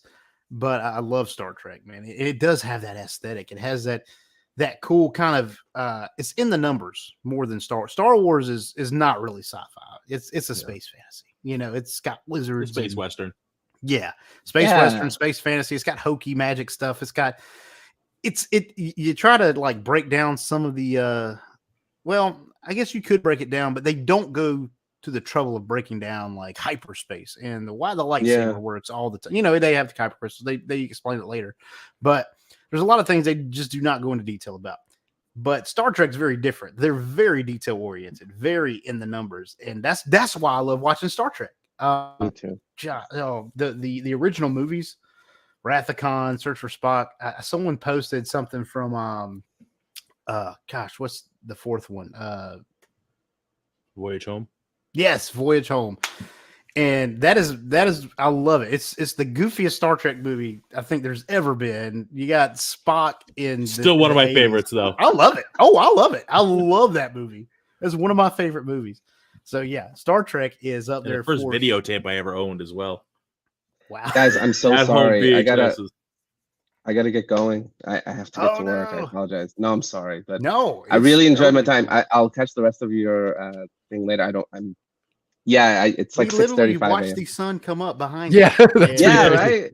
I that's why I came to you first on this one too as well. I knew you said you had to go. So thank you for being on. Plug yourself real quick before you go. Trek is the light. Hit us up. Go see all of these guys' podcasts. Amazing stuff. I can't wait to get more into it. But if you're into Star Trek and goofy people having a great time, we're not quite as blue as Entertainment Rants, but we're trying. I love it. Thank you guys again. Thank you so much for having me on. And I really look forward to seeing where this collective goes in the future. I really enjoyed this conversation. And I just want to say thank you very much, Ryan, Blake, Marco. Thank you so much for dealing with me and for having me here. I really, really enjoyed this. And I can't wait to see you guys again. All right, man. Catch up, Thank Manny. you, man. Talk to you soon. All right, guys. Thank you, Take man. care. Thank you for being on. Have a good one. Yeah, that's awesome. Manny's All right, cool, good. He's man. gone. Let's talk about him. Yeah, Manny, I can't stand Manny. Come on, who invited him?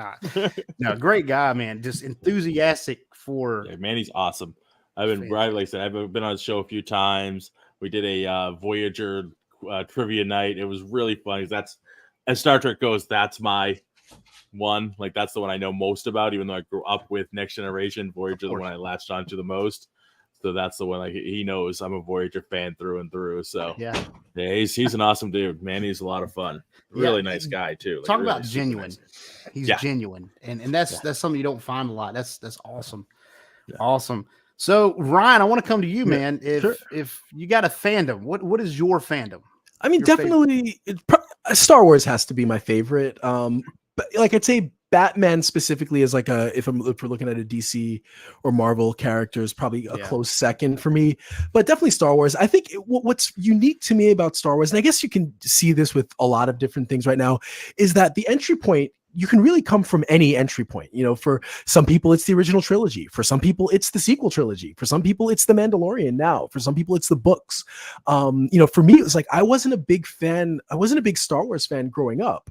And then it all started with me playing the Jedi Academy video games. And for some reason, I started playing that. And then I played Knights of the Old Republic, and that was like the greatest game ever. And then I was like, I gotta get into Star Wars. And then I just went back and then I started reading all the books, and all of a sudden it was like from that it was the biggest thing for me.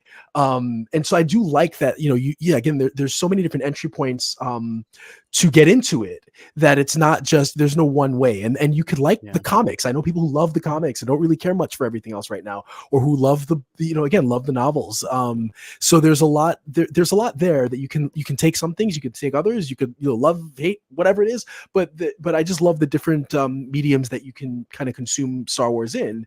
And so I definitely would say that's it, with, like I said, with Batman being like a close second for me. Wow. Yeah, that's awesome. Yeah, you're absolutely right. Star Wars is one of them things you can kind of get into anywhere. I mean, you can start at the originals, you can start at the prequels, you can start at Clone Wars, you can start at the sequels if that's what you like. You can start anywhere. So one quick question. I happen to think that The Last Jedi is one of the best Star Wars movies.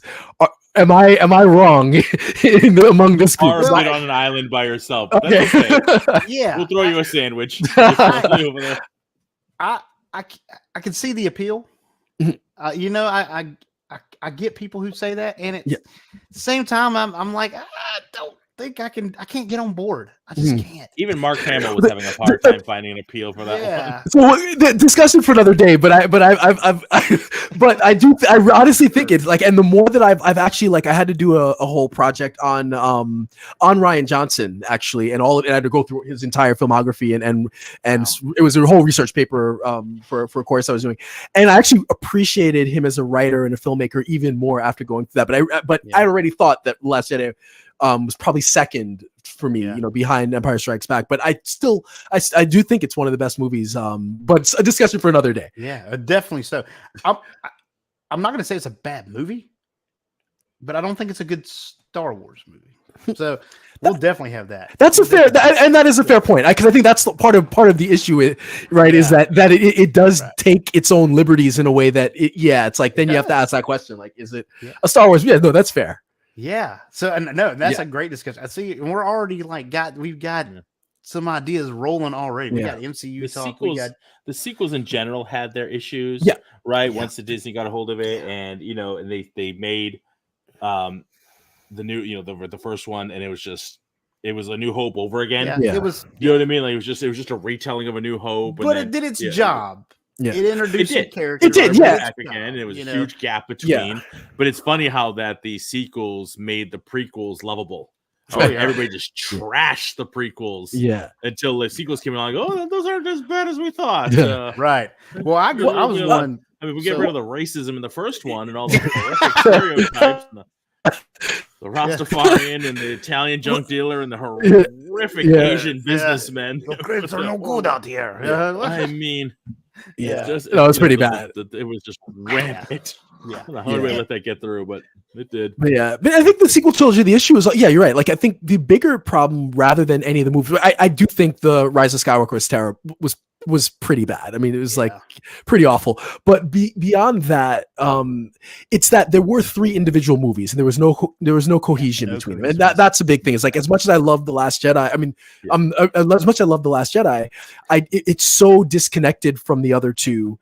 And also one of the big issues for me was that it was like there were certain things that happened in The Last Jedi that and maybe that take dings it a little bit, that I wanted to see things in the next step in the next movie to justify some things that happened in that movie. Like, for example, like a quick example is with Poe. Like he I wanted to see his character face consequences for what he did in that movie, and he never does. And so there's like those things that, like, if there were more cohesion, it would have made each of those movies a little bit better and make more sense. But didn't, and we got what we got, unfortunately. I'm with you, man. What I hate is it's literally a tug of war between J.J. Abrams and Rian Johnson. Yeah. I wished he just did all 3 of them. Did all 3 of them. Just to make it cohesive. That would have been, I would have just swallow. I would look better on those movies if they were cohesive. Yeah. And literally J.J. Abrams directs Rise of Skywalker like he's trying to undo everything for The Last Jedi. Pretty much. So you're literally just the way you want to run a movie. Yeah, and it's just pop, pop, pop, pop, pop. You have so many different pop, pop, pop, pop. It just it doesn't really connect. It's like you're just seeing different scenes throughout this whole thing. And I mean, I think the sequels bad choices, just some really bad choices for storytelling, with Rey being a Palpatine and where they're going with that one, and he had fake sex with somebody, like, you know what I mean, we don't know who, and had a son, and like then he had a kid, and like what is going on here with the story? What is the love connection porn part of this Star Wars movie that we're dealing with? And then you have her being able to bring Ben back to life. Well, there's a power we never saw before. She's bringing people back to life, but you couldn't do that before. Right. And I will say that Star Wars, a lot of times you'll get the movies and then you'll get media, especially with the prequels, you'll get media that kind of accentuates the movies. Yeah. But you have to have firm ideas in the said movies. And while I think there are great ideas in the sequel trilogy, they were executed horribly. Just not well at all. So I don't know what else to say about that. It's just tough. Sorry, I derailed there. No, that's perfect. Skywalker saga just went on way too long, and it's still kind of it's lingering. It's still attaching, and it's like things like the Mandalorian work. And we've talked about this on my show too. It's like it works because it's not attached. Star Wars universe, it's strong writing. It's a character we knew nothing about. So there's no preconceived notion. That's one of the reasons Boba Fett didn't work out so well. Like everybody had this strong feeling of, I love Boba Fett. Oh, great. He's a monk that spends all of his time in a bacta tank. Who gives a shit? Just move on. Be Boba Fett again. You're not. You're not. They nerfed him like they nerfed the Hulk. Like this is getting ridiculous, Just get away from the Skywalker stuff and get new characters. That's why I'm excited for the stuff they're talking about, right? Go back to the origins of the Jedi Order and all these other things that they can pull apart that have nothing to do with the Jedi saga anywhere near that a whole section of time. Well, tell some amazing stories. And the problem is, and I'm sure you guys are familiar with the expanded universe, the mainly book line, but also comics, video games, whatever. Mainly the novels, though. They did tell some stories that were not so great, but on the whole, they are loved. And I loved them, man. Growing up, I was born in the 90s. I'm a 92 baby, so early 90s. And growing up, I pretty much grew up with the prequels. I was 7. I was 7 when Phantom Menace came out. But I'd seen the remastered original show. Love Star Wars, and I got to grow up with the prequels. But there was still a spell, like, not as bad as those who grew up with the originals and had to wait to the prequels. But there was still a spell there, and I got into those books, and I love the Thrawn trilogy. Came out the year before I was born. They started, so I love the Thrawn trilogy. I love what they did coming into the Yuuzhan Vong. I know that's kind of a divisive thing, but I like the ideas there. It's a little Trekky, actually, a little Star Trekky, but I'm cool with it. I love Trek. So a lot of Senate meetings in Star Trek. A lot of politics, and just somebody throw a punch, use a laser. Right. And then I like where it, and they unfortunately we never got resolutions of some of those characters because of the Disney buyout. But you have a lot of those stories there that resonate with fans that they really love and enjoy, and you're gonna have to make some stuff that at least meets those stories. And I think some of the mediums that they're telling it in is not the best way to do it. And, some, of course, a discussion for another time, but you could do it better sometimes. And it has to come at 100% all the time. Awesome. So Marco, what is your fandom? What is your favorite fandom of all? I mean, it's so varied, but if I have to really boil it down, it's probably comics, that sort of stuff, like comic book movies, TV shows. Like Ryan said, like Batman has always been. I mean, Batman's always been my number one. It's everywhere.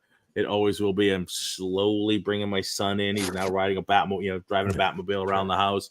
You know what I mean? It's like he's always been top of my list, right? He's that hero that you can almost think about being. Right? If you had enough money and you could train yourself and somebody shot your parents, you could be Batman. You could be Batman. You could be Batman. You can't be Superman, right? You're not an alien from another world, but you could be Batman, right? So like that was a very easy hook for people. He had no powers, you know what I mean? Just built himself up and could be anybody, right? So that would made it very easy for me as a kid to hook onto Batman. I loved the 66 show.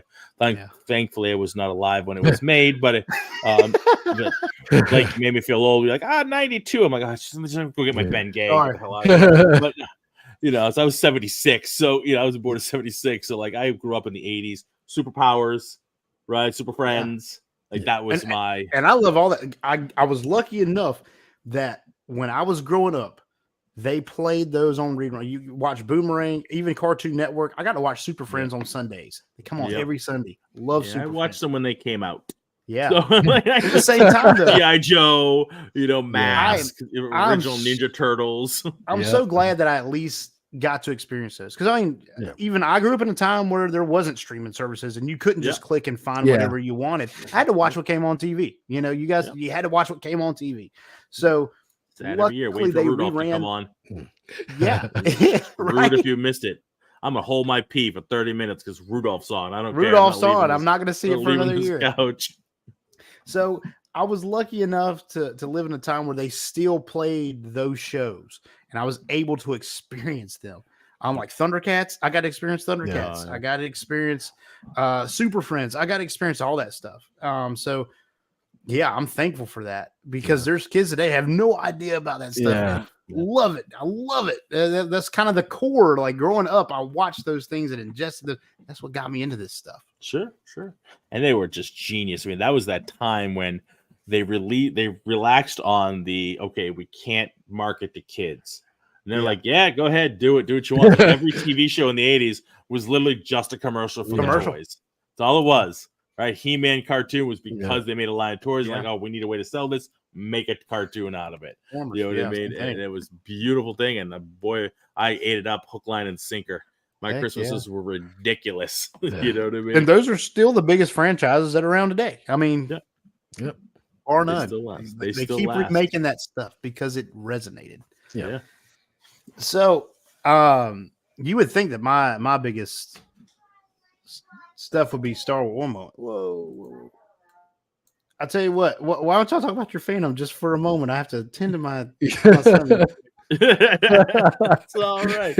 Yeah, I mean, I go all over the map though. Like I said, Batman's my big thing, but like as a child of the 80s, like I grew up with everything. Yeah. So much stuff. Movies. Like, I'm a huge movie and TV show watcher. My wife comments constantly. It's like, I weep for your childhood. You watched way too much crap. I was a kid every night at the dinner table watching Three's Company. Probably should have been watching Three's Company during dinner. I mean, that was a little bit progressive for the time. But I did, and I enjoyed every second of it. We didn't watch the news. We watched Cheers. You know what I mean? Like, that's just the way it was. I watched the Bundys on Married with Children. You know what I mean? Like, this stuff we probably shouldn't have been watching. Yeah, well, I think about that. Like, like I remember like RoboCop. Like I was a kid, I should not have been in the theater watching RoboCop. But like constantly, they marked. But like it was like the toys were such a big deal for RoboCop that like there's a lot of movies. I watched Tootsie in the theater with my mother. Oh wow, my mother took me. If you ever listen to my show, I say all the time, and my wife was like, "Oh my god, your mother took you to see that?" I'm like, yeah, she's taking me all kinds of stuff.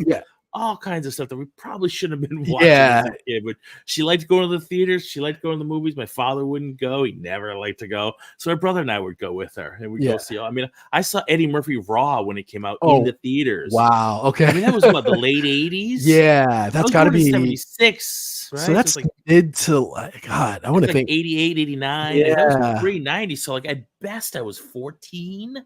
Oh wow, yeah, right. And I was in the theater watching Eddie Murphy Raw. Like, there's no way I should have been there, but that was the time. Like, exactly. Sounds good to me. Just don't say it at school. I don't really care. Don't repeat it at school. Yeah, exactly. What are you talking about? I got some ice cream. That's right. Like, I didn't care. That's it. Yeah, man. That was a first. We've never had that happen on Dork Wars before. That's awesome. Son is usually well asleep when we're doing this.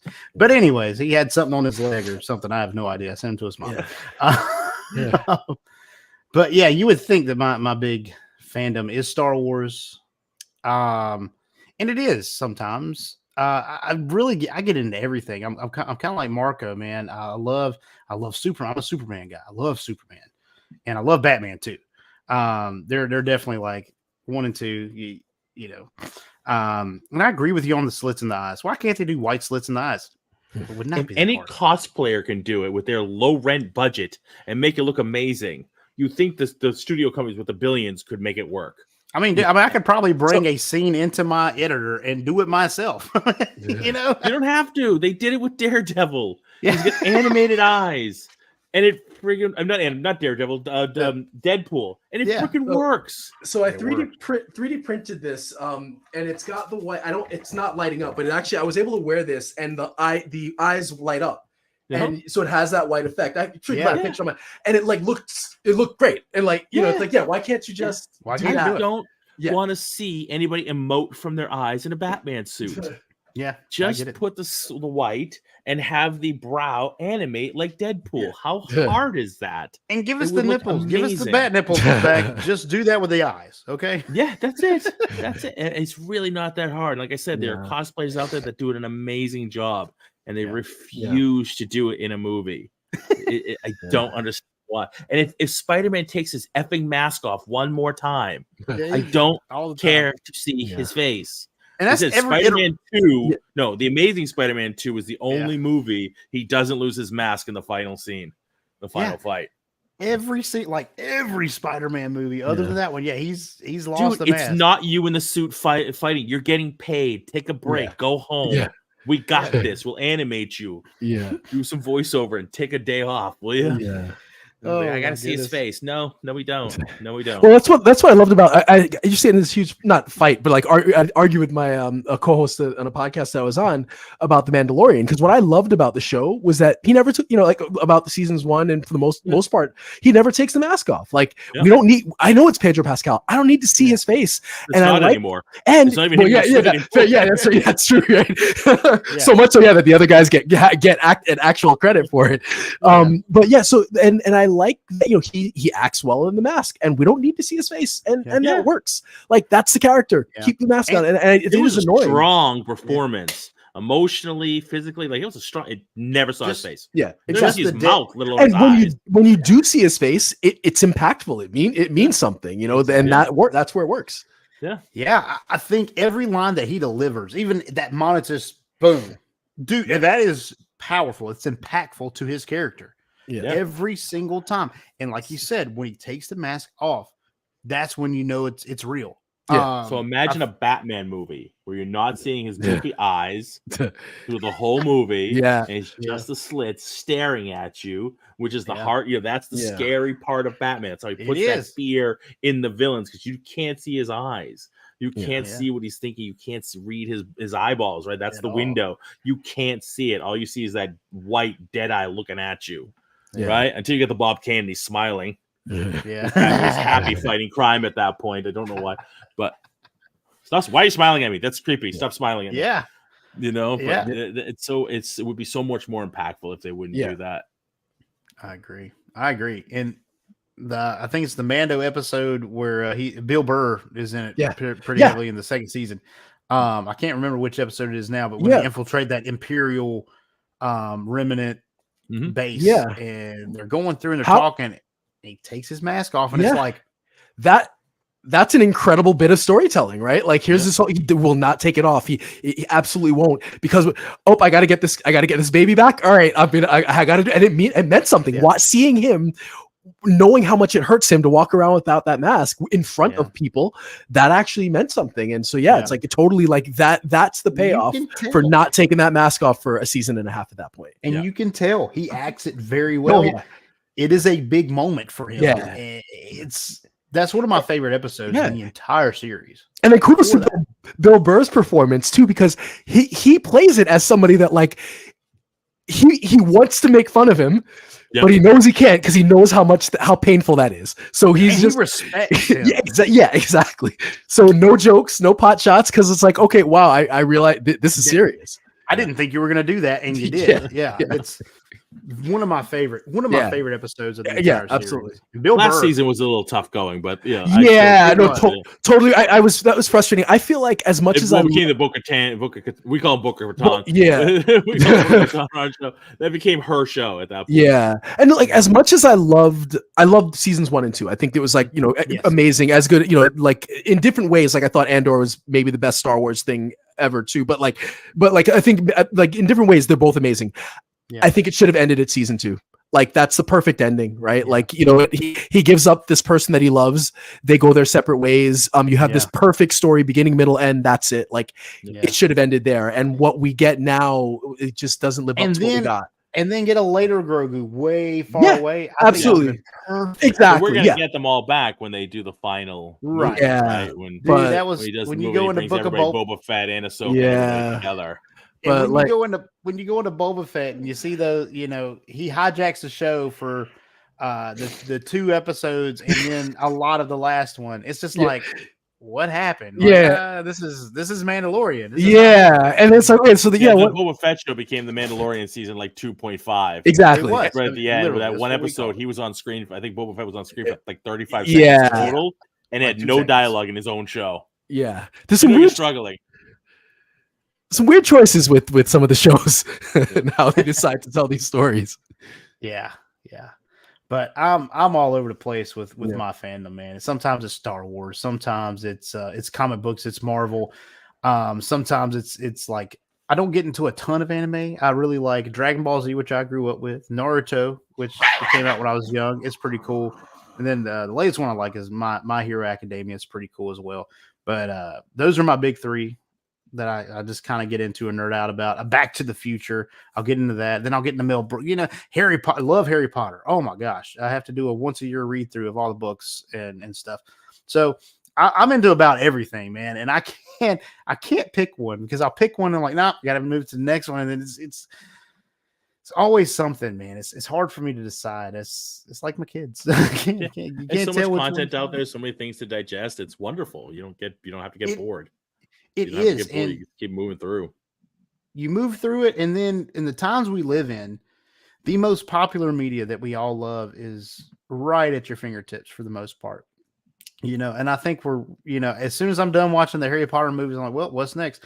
Oh yeah, I can watch all the Star Wars. And then I'm done with all the Star Wars. I'm like, oh yeah, I can watch Back to the Future. I can be done with Back to the Future. Like, oh man, I can watch all the Jurassic Parks because I got them on Vudu, or I've got HBO Max, so I can watch all Jurassic Park. And then you can just move. Then, I want to watch The Office. So you watch all 7 seasons of The Office, and you just move to the next thing. And it's and that's like my pop figure collection is basically like a who's who. It's a tell all of my fandom. Because it started out very, first it was like, these things are stupid. They got big heads and these. Okay, wait a minute. Oh, wait, they have Office Pops? All right, I'm going to get some Office Pops. I'm going to get a few. I have the entire collection. Every Office Pop, I have every single one of them. All right, I'm not going to get anything else. I'm just going to stick with the. Oh, wait a minute. They have Big Bang Theory? I should get some Big Bang Theory. I really like the Big Bang Theory. Can I have Sheldon? 600 pops later, and I'm like just starting to weed out some of like, all right, I don't think I need all the ad icons. I don't think I need the apple pie guy. Probably don't need that one, things like that. But it was just one thing after another. I have the Cheers collection. My wife has the Golden Girls. Like it's just one thing for my child. That's Danger Mouse pop, for God's sakes. So I've not gotten into pops. I've not. And Don't save yourself. Well, that's the thing, because for one, I'm always like, do I want to take it out of the box or do I want to keep it in the box? I don't know. I don't know what I want to do with it. And then I'm like, there's so many cool ones. I'm like, well, where do I start? And then I'm like, dude, if I buy one, I'll have to buy like 1,000 of these things. So that's where I'm at. Is ridiculous. Every fandom with I can't forget how many, like The Office has probably well over 50 different. You know what I mean? They just released a new collection of them from the Fun Run episode. Oh my goodness! Oh yeah, so like it's kind of endless, right? You got Andy with a yellow shirt on, his nipples are bleeding, and things like Michael with the big check for science. You know what I mean? Yeah. And Meredith with the hip cast. Like it's they make a pop for everything. Whoever came up with Funko Pops, freaking genius. Oh, absolutely, genius. They've got Dolly Parton Funko Pops. Yeah, they just keep buying license after license, except for Tom Cruise. Won't let it happen. Really? Doesn't like anything that doesn't look like him. He won't let it. So they came out with Interview with the Vampire Pop section. No Lestat. How do you have an Interview with the Vampire collection with no Lestat? I'm with you, man. Furthers my hatred for Tom Cruise. I'm right. You know what, Marco? I've always been kind of indifferent to Tom Cruise. His best performance for me was War of the Worlds. So that'll tell you something how I feel about him. I'm with you. Screw Tom Cruise. Yeah. You heard it here, folks. There it is. Another one on my train. I like this. You're on board. I'm on board now. You're not gonna make a Funko Pop? If someone calls me and says, we want a Dork Wars of podcast Funko Pop collection, I'm like, yeah, baby, put my face on a Funko. I'm telling you, they have you pop yourself now once. So I did myself, my wife, and my kid, and but I alter them. I make the box. I make a new box completely. I design in Photoshop and have staples printed, and I construct the boxes. That's cool. I'm having one made for all my guys for entertainment rants. Wow! I'm going to give them to gifts as Christmas. I already designed them, and I got the guys of the 3 Geeky Dads that are on the network. They want them too. Yeah, they want that's Funko all- Pops of them. So it's really cool. Like, all right, let's go. Let's do it. It's It's a trip. It's a trip. It is. It Lot of is. fun. And I want to get into them, but I also don't. Yeah. For good reason. I know. Yeah. I tell you, it's a wonderful thing, but if you cannot do it, don't do it. It's once you go down that rabbit hole. 600, I know, is a lot, but in the grand scheme, there are people with thousands. Yeah. Thousands of them. I'm always astonished when I go to the store and find new ones, and I'm like, gosh, how many more can there be? And where do Yeah. you put them all? Like, I Yeah. got 600. I don't know where the hell I'm going to put them all. Like, And they're like, all in it's- tubs in storage. and it's literally everything that isn't Tom Cruise. So Yeah, it pretty much is. It really is, but it is a lot of fun. And so one of the things we started doing on our show a long time, like right from the beginning, was if you're a guest on the show, if you came in and did it, I'd give you a pop based on whatever topic we were talking about. wow, that's Right? cool. So the first time I had somebody come on, I think it was Larry. His first episode was the episode on the boys. So I Yeah. gave him a Homelander pop. Okay, nice. Yeah. Yeah. Yeah, I mean, that was like our gift coming on the show. It was pretty cool. Yeah. It was fun. Awesome. Well, before we wrap up, I do want to ask you guys, what are your favorite episodes of your podcast? So, Ryan, coming to you, what is your favorite episode of your podcast? If you have one, do you have one? That's a good question. Be hard for me. I'd have to think about that because I don't know. I like it was early on in my new podcast, but I do like the episode where I talk about Marvel and the studio system. I just thought it was something I actually did a really well researched and I put a lot of work into it. I probably would have done it differently if I did it now, just even a year later. But I think that was pretty good as far as just the content.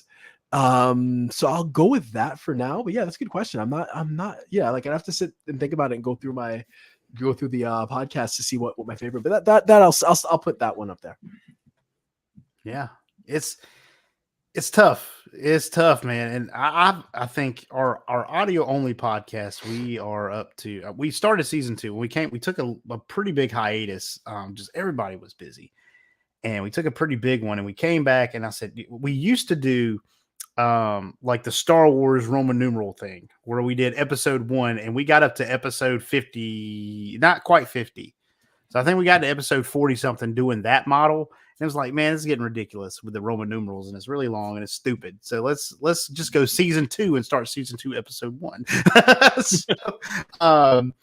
Yeah, but we're probably close to 50 episodes in on our audio, even though we've been doing it since like 2021. I think we debuted on New Year's Eve of 2020. So 2021 is really when we started. And it's hard, man, even with just those episodes and with all the lives that I've done as well. We've been doing the lives for a little over a year, and it's hard to narrow it down. It really is. So Marco, do you have a favorite of any of your podcast episodes? I mean, it's hard. It is hard. We're up to in the 150s, but I think I do. It is tough because it's kind of like, all right, I love all of them. They're my babies. You don't want to call one of your kids ugly, but I mean, I definitely have some ugly episodes. But I think we do too. It's definitely. I think there's one of them. I think I ended up pulling off the channel altogether. I'm like, that was not good. And it was a guest episode too. No. Yeah. But I think more recently, probably my favorite one is our John Wick episode.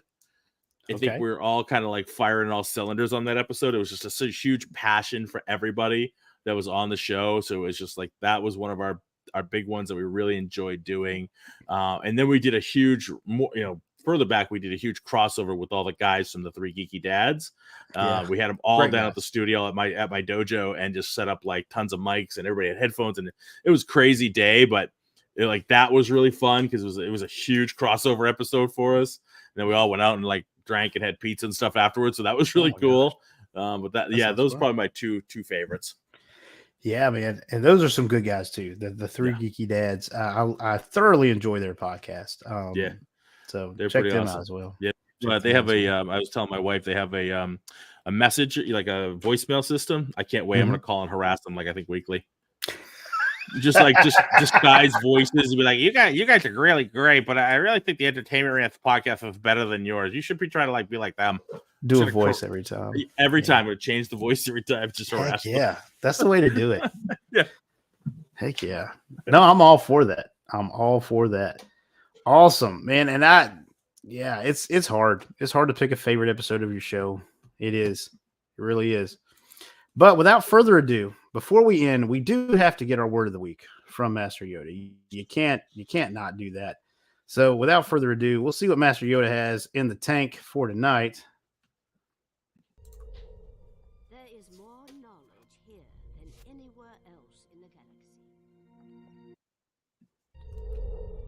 There is more knowledge here than anywhere else in the galaxy. Collaboration. The word of the week is.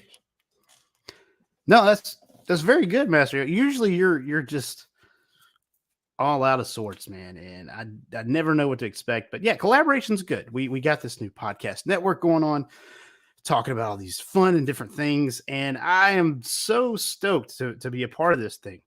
And collaborations are fun. Yes, until you destroy an entire galactic government.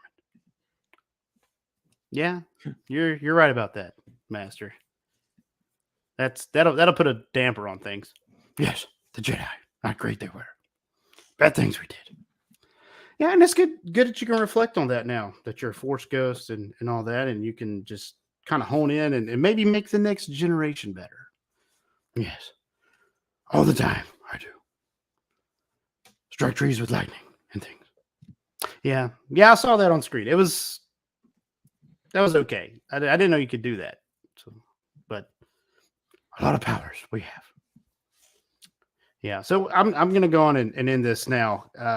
We have to run. We're hitting on 2 hours, so I'm excited about the whole podcast network thing. Just starting this thing up. Some great guys, and Master, as always, you are a part of this podcast, so I don't need you going over to any others.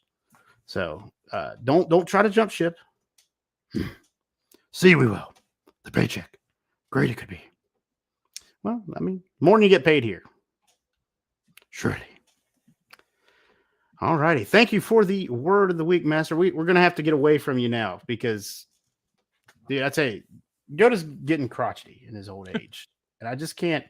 Sometimes I just have to kind of work some things with him. Pay disputes and the like. But before we get out of here, let's plug the podcasts. We got to know, where can we find you guys? Of course, we have bio.link / Subculture Pod Network. So bio.link / Subculture Pod Network. Had it down there most of the show. So you can check out all these other great podcasts. You want to talk about people who know what they're talking about? It's these folks here.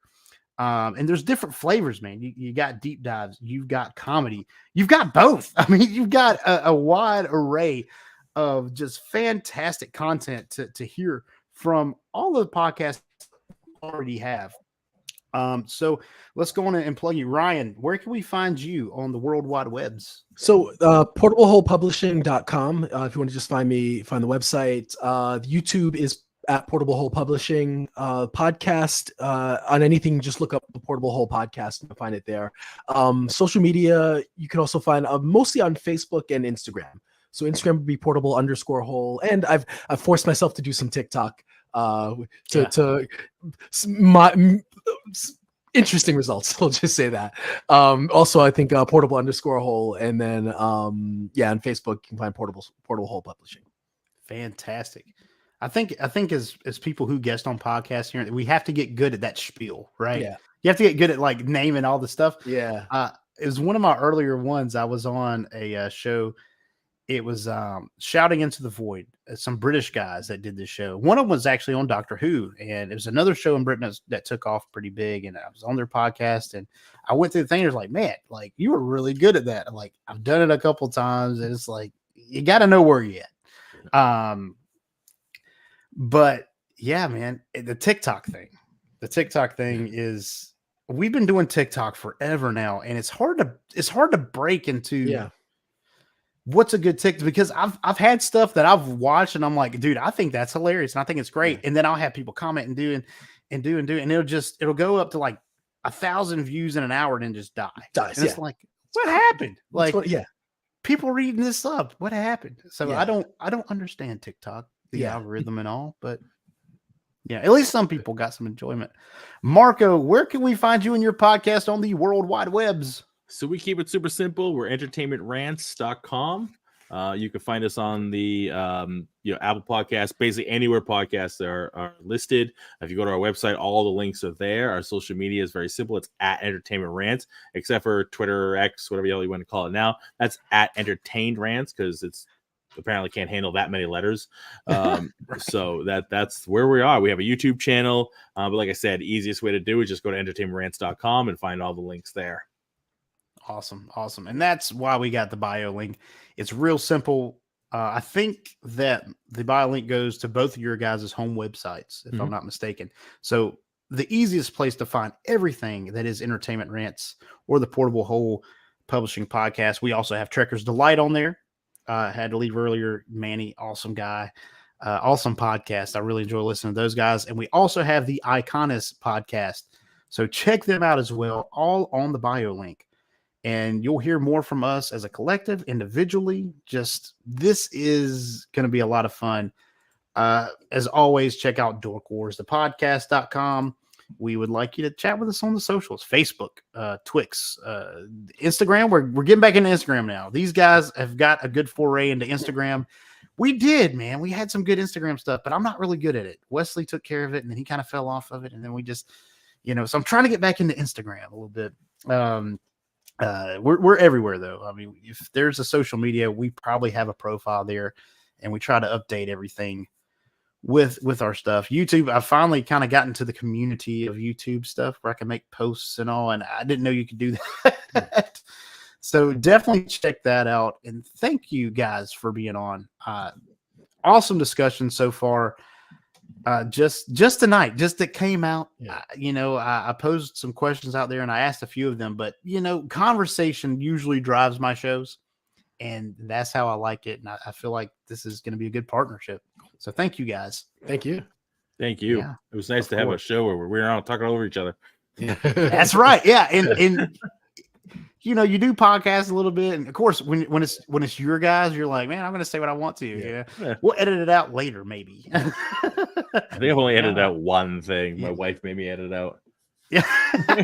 Every once in a while, like I get tired and I go rogue. She's like, no, you can't leave that in there. Yeah. I think it was our Mandalorian episode or something like that. And when they gave Grogu the little circle-y chest thing, like the armor could have gone on his head. He could have been Grogu. I'm like, what is that? It looks like a yarmulke for his head. She's like, you can't say Grogu on the air, dude. You have a business. People are gonna hear that shit. I'm like, fine, I'll set it on my show. What's up? No, that's hilarious. Yeah, whatever. I thought so. I have friends that I thought hysterical. It's hilarious. No, I get it. I totally get it. But it's these kind of things that I enjoy. And of course, thank you guys. Thank you everyone who's listening. We still have some folks on the stream. Thank you for joining the stream and the live chat. I know the live chat died down when we kind of got in. Maybe they're just so focused in. I can see it. We still have people. Like this guy just came out of nowhere on Twitch. What's going on? I've never had Jay Cock. Okay, I've never had this guy on my stream. It's good to see you. Thank you. Come back for more. We're actually about to end, so you can catch the replay on YouTube. I think you can on Twitch. I don't know. I've just started doing the Twitch and Facebook thing. I know you can go look back on it on Facebook, but thank you, everyone. Thank you for listening. Thank you for engaging with me and all these other great podcasts. So check out the Subculture Podcast Network, and may the Force be with you. Thank you for supporting Dork Wars, the podcast. You can check us out on Facebook.com/Dork Wars, the podcast. And if you would like to join in on the discussion or maybe suggest topics for us to discuss, please do so by joining our Discord community or sending us an email at dorkwarspodcast@gmail.com.